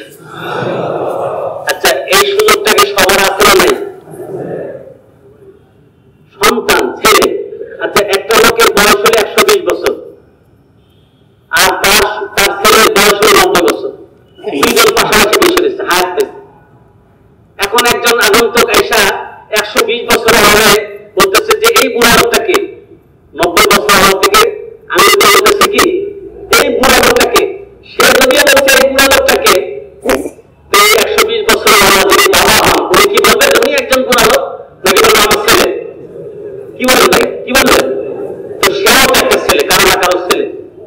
এই জন্য আল্লাহ রাস্তায় বের হয়ে এলেম শেখার জন্য যেই যাবে, আমরা যখন আল্লাহ রাস্তায় বের হই সূরা বর্ষা করি কিনা, তো শুরুতে বিসমিল্লাহ করি কিনা? জান্নাওয়ালা কারি সাহেব বা মাওলানা সাহেব যখন বলেন বিসমিল্লাহির রহমানির রহিম, তো যখন বলবে ওই সাথী যে বয়সী হোক, বৃদ্ধ হোক, থুনথুনা বুড়া হোক, তারপরে আল্লাহ তাআলা তার বাপ মার কবর আযাব বন্ধ করে দেবে। তো সুবিধা এলেম শেখার জন্য আমাদের এখন থেকে মেহনত করা দরকার কিনা? তো সবচেয়ে উত্তর, এখন আমাদের আর মাদ্রাসা ভর্তি হওয়ার সুযোগ নেই। আমরা রাস্তায় বেরোলে তো এলেম শেখার জন্য বের হতে পারলাম, ওখানে যাওয়া বিসমিল্লাহ পড়ার সুযোগ আছে, পড়ার সুযোগ হয় নাকি? এই জন্য ভাই দোস্ত বুজুর্গ, হ্যাঁ মাসাইলে এলেম অর্থাৎ মাসলা মাসাইল সব কিছু, হ্যাঁ আমরা আহলে ইলমের কাছ থেকে এটা যাই না চলবো। যার মাসাইল আমার পছন্দ হইতেছেন তাকে জিজ্ঞাসা করলাম, ঠিক আছে, কিন্তু যার উপর আমার এতেমাদ আছে তার থেকে আমি অবশ্যই মাসলা নেই। আর যার এতেমাদ হইতেছে না তাকে নিয়ে আমি খেল তামাশা, তাকে নিয়ে গিরোধ শেখায়, তাকে নিয়ে তুচ্ছ তাচ্ছিল্য করার অধিকার আমার নাই। এখান থেকে মাসলা নিল, ওখানে লাগাই দিলাম, যে দেখছে একটা মাসলা পেল, একটা মাসলা করে দিল, না তাহলে বড় সর্বনাশ হয়ে যাবে। হযরত সাইদ খান রাহমাতুল্লাহ বলছেন, ফরমাইছেন যে নাকি আহলে ইলমদের এখানে উপহাস করে কুফরির সাথে মৌতের ভয় আছে। ভয় করা যায়। একজন হাফেজের মর্যাদা কত, একজন আহলে ইলমের মর্যাদা তো আরো বেশি। হাফেজে কোরআন, তার ব্যাপারে হযরত সাইদ খান রাহমাতুল্লাহ ফরমাইছিলেন, যারা মিয়া একজন হাফেজ বিগ্রাইতে যদি একেবারে শেষ দরজায় পৌঁছে, তবুও তো সে জাহান্নামের আগুনে জ্বলবে না। তো তার একটা কি রাস্তার ব্যবস্থা আছে, তাই না? তাহলে আমি যদি এই লোকটার পিছিয়ে লাগি, তাহলে আমি একটা সর্বনাশের রাস্তায় হাত দিলাম না? আর যে নাকি আহলে ইলম, যাকে আল্লাহ তাআলা কোরআন হাদিসের ইলম দিয়েছে, তার কোনো আমল জাহিরি চলাফেরা দেখে আমি তার পিছিয়ে লাগি, তো কত বড় সর্বনাশ হয়ে যাবে আমার। এই জন্য যিনি আহলে ইলম না, হ্যাঁ, সে আহলে ইলমের কদর করতে হবে। আবার যিনি আহলে ইলম, আল্লাহ তাআলা যাকে আলেম বানাইছে, সেও আরেক আলেমের কদর করতে হবে। আমার কথা বুঝাইছি ভাই? এক আলেম আরেক আলেমের কদর করতে হবে, আর গায়রে আলেম যারা আছে তাদের তো উলামায়ে কেরামের কদর করতেই হবে। কি বলেন? উলামায়ে কেরামের খেদমতে হাজিরিকে কি বলা হয়েছে? ইবাদত বলা হয়েছে। ইবাদত বলা হয়েছে। দোয়া যেমন ইবাদত, মুনতাখা হাদিসের ভিতরে আসছে। তো মুসনাদে আহমদ, ইমাম আহমদ রাহমাতুল্লাহ আলাইহির কিতাবে অনেক, কেন ইমাম আহমদ রাহমাতুল্লাহ আলাইহি সবচেয়ে বড় মুহাদ্দিস ছিলেন। ওনার কিতাবকে যদি সাজানো যায়, হাদিসের কিতাব আমরা যখন পড়ছি তখন মনে হয় যে চটি ওইটা নেশাব আকারে দিছে, বলছে এতটুকুই বুঝি। লাখের সিরিয়াল হাদিসের সাজাইলে ছাদে ঠেকে যাবে কিতাব। মুসনাদে আহমদ, মুস্তাদরাকে হাকিম, হ্যাঁ, কানজুল উম্মাল, মাজমুউজ জাওয়াইদ, বড় কিতাব আছে হাদিসের। এই সব হাদিসের কিতাব তো আমার ঘাটে নেই, এই সব হাদিসের কিতাব আছে। হ্যাঁ, আমাদের হযরতজিও একটা কিছু বলে দেন তা না, সব হাদিসের কিতাব থেকে বের করে, যেন উলামায়ে কেরামের খেদমতে হাজির দেওয়া একটা মুস্তাকিল ইবাদত। শুধু যায়া সালাম মুসার করে, এটাই ইবাদত। কোনো কিছু বলতে হবে না। করব কি ইনশাআল্লাহ? হ্যাঁ, মাসাইল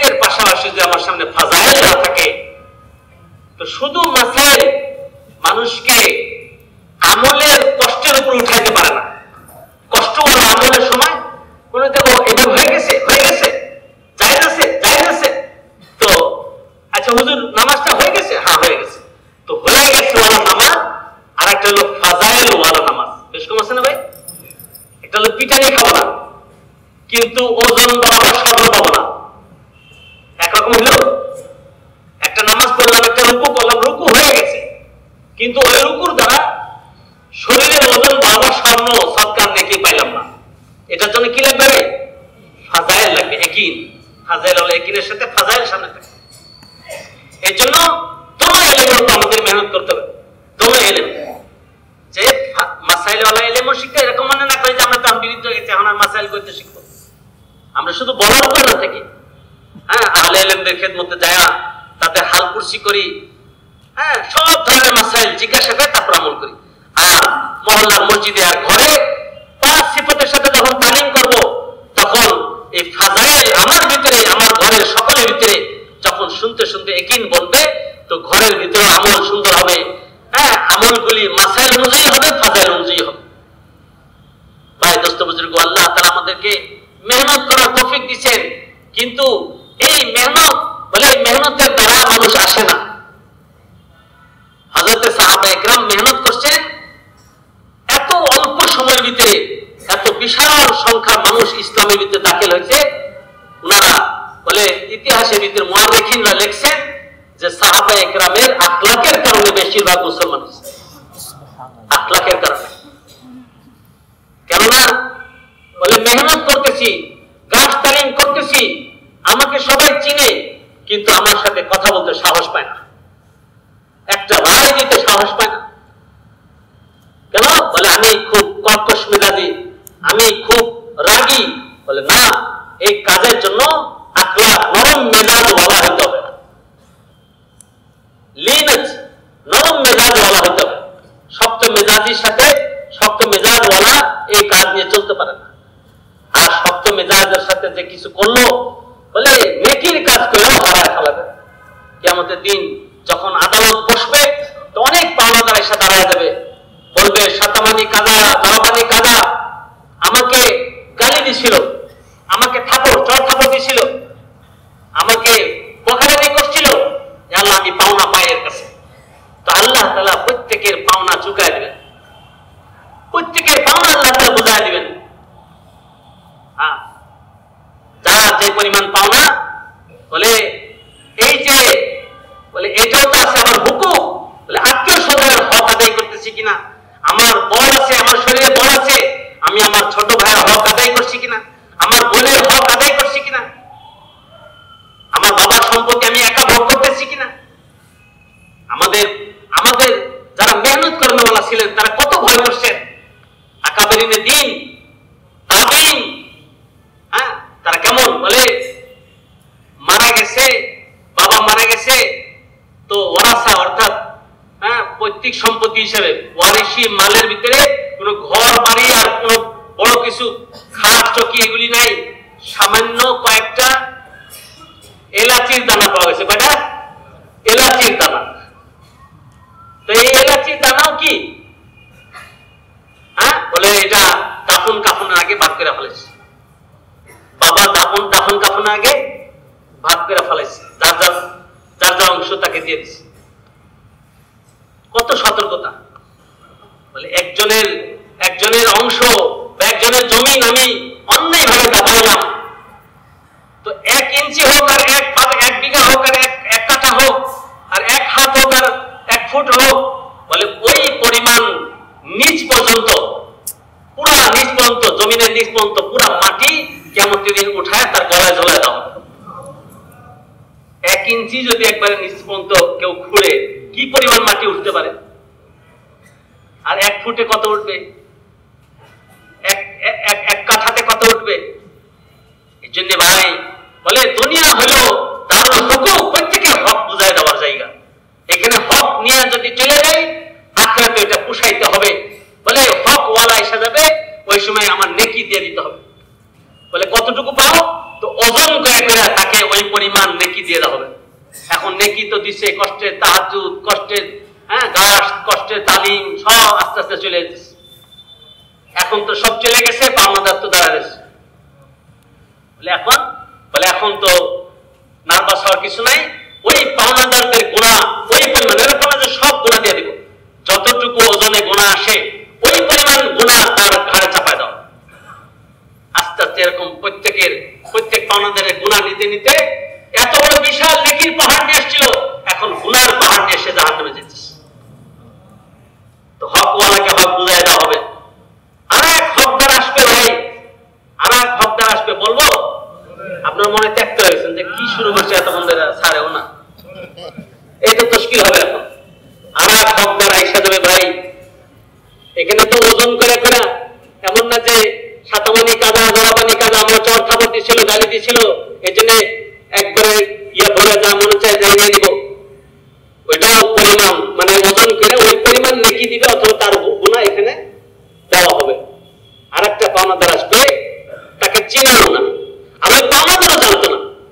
ওই পাওনাদারকে আর এই দেনাদার দুইজনকে সামনাসামনি আল্লাহ তাআলা হাশরের ময়দানে দাঁড় করাবেন।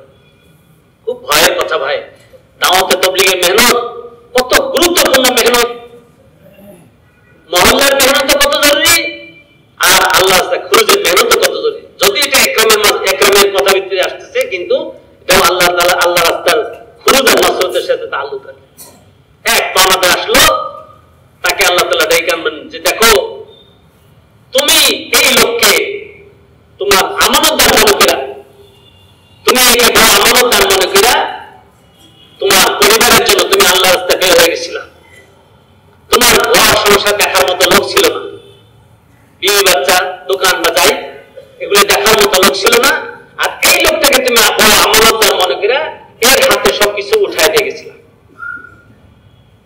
আর তোমার অবর্তমানে তোমার স্ত্রী পুত্র তোমার এই সব আমানতের সাথে সে খেয়ানত করছে।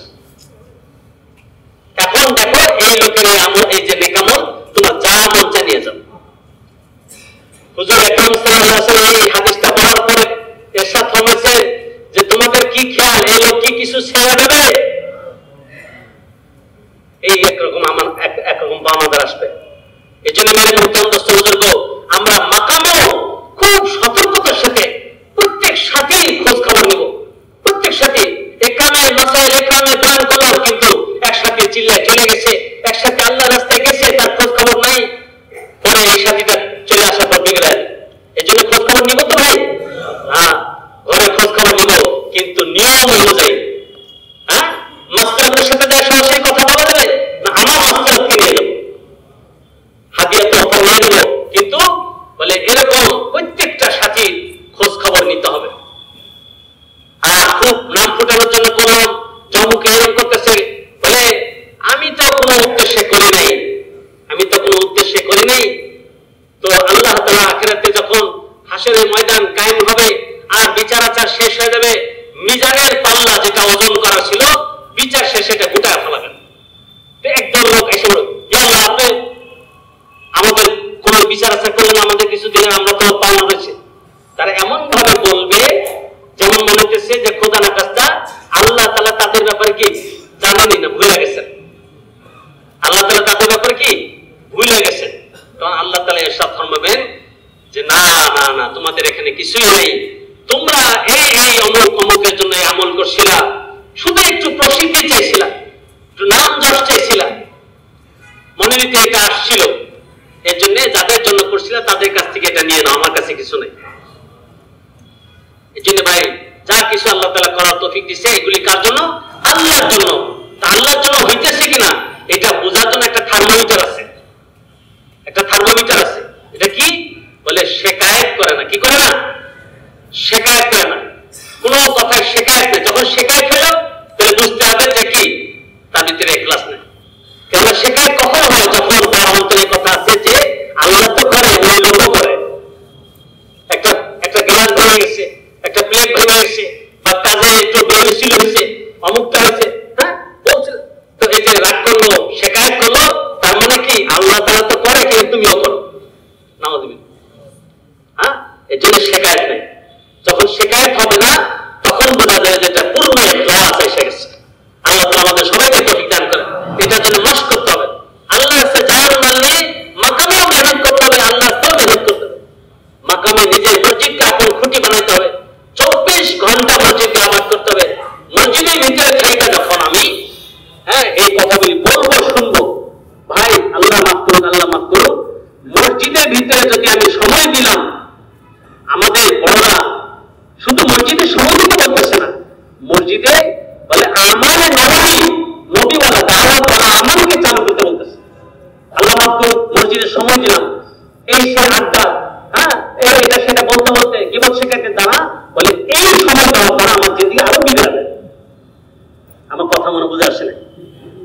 এটা সাহাবাদের জমানাতে হচ্ছে, সাহাবাদের জমানা হয়েছে। বড় সাহাবা জিন্দা থাকতে এখন লম্বা তফসিলে নিয়ে যাবো না। হযরত ওসমান রাদিয়াল্লাহু তাআলা শাহাদাতের সময় মিশর থেকে যারা আসছিল এরা মুসলিম ছিল না। বিভিন্ন গোত্র থেকে যে লোকগুলিকে আনা হয়েছিল তারা মসজিদে নববীতে জাম হয়েছিল, পুরো হয়ে গেছিল। কিন্তু তারা মসজিদে নববীতে দাওয়াত ওয়ালা মুবারক আমল করে নাই, ওখানে সাজিশ করছে, গীবত শিকায়ত করছিল। যার কারণে এই লোকগুলিকে দিয়ে আমিরুল মুমিনিন হযরত ওসমান গনি রাদিয়াল্লাহু তাআলা আনহুকে শহীদ করার ব্যাপারে ব্যবহার করছে। এই জন্য হককে শেষ করার মাধ্যম না হয়, মসজিদ সবচেয়ে উঁচু জায়গা, এখানে যদি নিজে ব্যবহার না হয়, আল্লাহর জন্য, দাওয়াতের আমলের জন্য, হ্যাঁ নববীর আমলের জন্য যদি ব্যবহার না হয়, অন্য আমলে ব্যবহার হয়, গীবত শেখাইতে ব্যবহার হয়, হ্যাঁ মসজিদকে বেচাকিনির জায়গা বানায়, মসজিদে পয়সা ব্যবসা চালাইতেছি, ফোনে মসজিদে পয়সা মোবাইলে সবকিছু চালাইতেছি, তো সর্বনাশ। এই জন্য ভাই হয়তো আমার কথা আপনাদের কাছে অনেক কষ্ট লাগছে, মাফ করে দিন। হ্যাঁ এই জন্য এর থেকে আমাকে এহতিয়াত করতে হবে। মসজিদে বেশি বেশি সময় দিব তো ইনশাআল্লাহ। মসজিদকে 24 ঘন্টা আমলের দ্বারা সাজাইবো, বাড়ি রাত্রে মসজিদকে আমল দ্বারা চালু রাখার জন্য আমরা নিয়ত করি। বারবার টাকা দ্বারা চালানো হচ্ছে। হ্যাঁ বাইরে আমাদের হিন্দুস্তানে নেওয়াতে অসংখ্য মসজিদ 24 ঘন্টা আবাদ হয়ে গেছে, ওনারা কথাকে নিচ্ছে। আমরাও যদি নেওয়ার মতো নিয়ে নিই, তো যেই সাথে আজম যদি না আমার মসজিদকে আমি কিভাবে ভাব করতে হয়, আমি যে ব্যবস্থা করবো, আমি আগে তৈরি পেলাম। এরকম কে কে তৈরি আছে ভাই? আল্লাহ তাআলা সবাইকে কবুল করেন। আর ভাই দেখেন, এগুলি নিয়ত করার পরে অনেক সময় হয়ে ওঠে না। কেন বলে, একটা যোগ্যতা নিয়ে যখন মানুষ বাড়িতে ফিরে, তখন ওই যোগ্যতা যদি ধরে রাখে একটু সহজ হয়ে যায়। এর জন্য বলে কি নগদ আল্লাহ রাস্তায় বের হোক 4 মাসের জন্য। হ্যাঁ যখন আল্লাহ রাস্তায় বের হয়ে নগদের সিফত ওই যোগ্যতা ভিতরে পয়দা করে নিয়ে আসে, তো এলাকায় জরিমার কাজ করা সহজ হয়ে যায়। এই জন্য আপনাদের সামনে সবই আছে, আপনারা এই জন্য তৈরি আছেন কিনা? যদি নগদ যাওয়ার জন্য বলা হয়, তৈরি আছে না ইনশাআল্লাহ? যাদের এর জন্য 4 মাস হয়েছে আগে আলহামদুলিল্লাহ, তারা বিদেশের জন্য বলি, আর যাদের 4 মাস হয় নাই তারা 4 মাসের জন্য বলি। এটা হলো একটা ছোট্ট তশকিল। এখন তো 4 মাসের তশকিল ছাড়া নিজামুদ্দিনের তশকিলই দেখা যায় না। হ্যাঁ এই জন্য সাধারণ মানুষ আমাদের দেশে সফরে আসে, বলে ওনার 10 বার 4 মাস হয়েছে, 15 বার 4 মাস হয়েছে। বুজুর্গদের কথা না, বুজুর্গরা তো 40 বার 45 বার 4 মাস দিচ্ছেন, এরকম অনেক আছে। এই জন্য আমাদের প্রতি বছর 4 মাস দেওয়া নিয়ত আছে ইনশাআল্লাহ। ওই নিয়তে দাঁড়াইতো ভাই, যে কে কে এরকম ভাবে তৈরি আছে 4 মাস আল্লাহ দেওয়ার জন্য। জি ভাই, নাম কি ভাই? আবুল বাশার ভাই, আল্লাহ তাআলা কবুল করেন, আল্লাহ তাআলা বের হওয়া সহজ করে দেন। মৌলানা আব্দুল কাদের সাহেবকে আল্লাহ তাআলা বের হওয়া সহজ করে দেন, সারা বিশ্বের জন্য কবুল করেন। জি কি নাম ভাই? হ্যাঁ নাম নবী ভাইকে আল্লাহ তাআলা কবুল করেন, বের হওয়াকে সহজ করে দেন।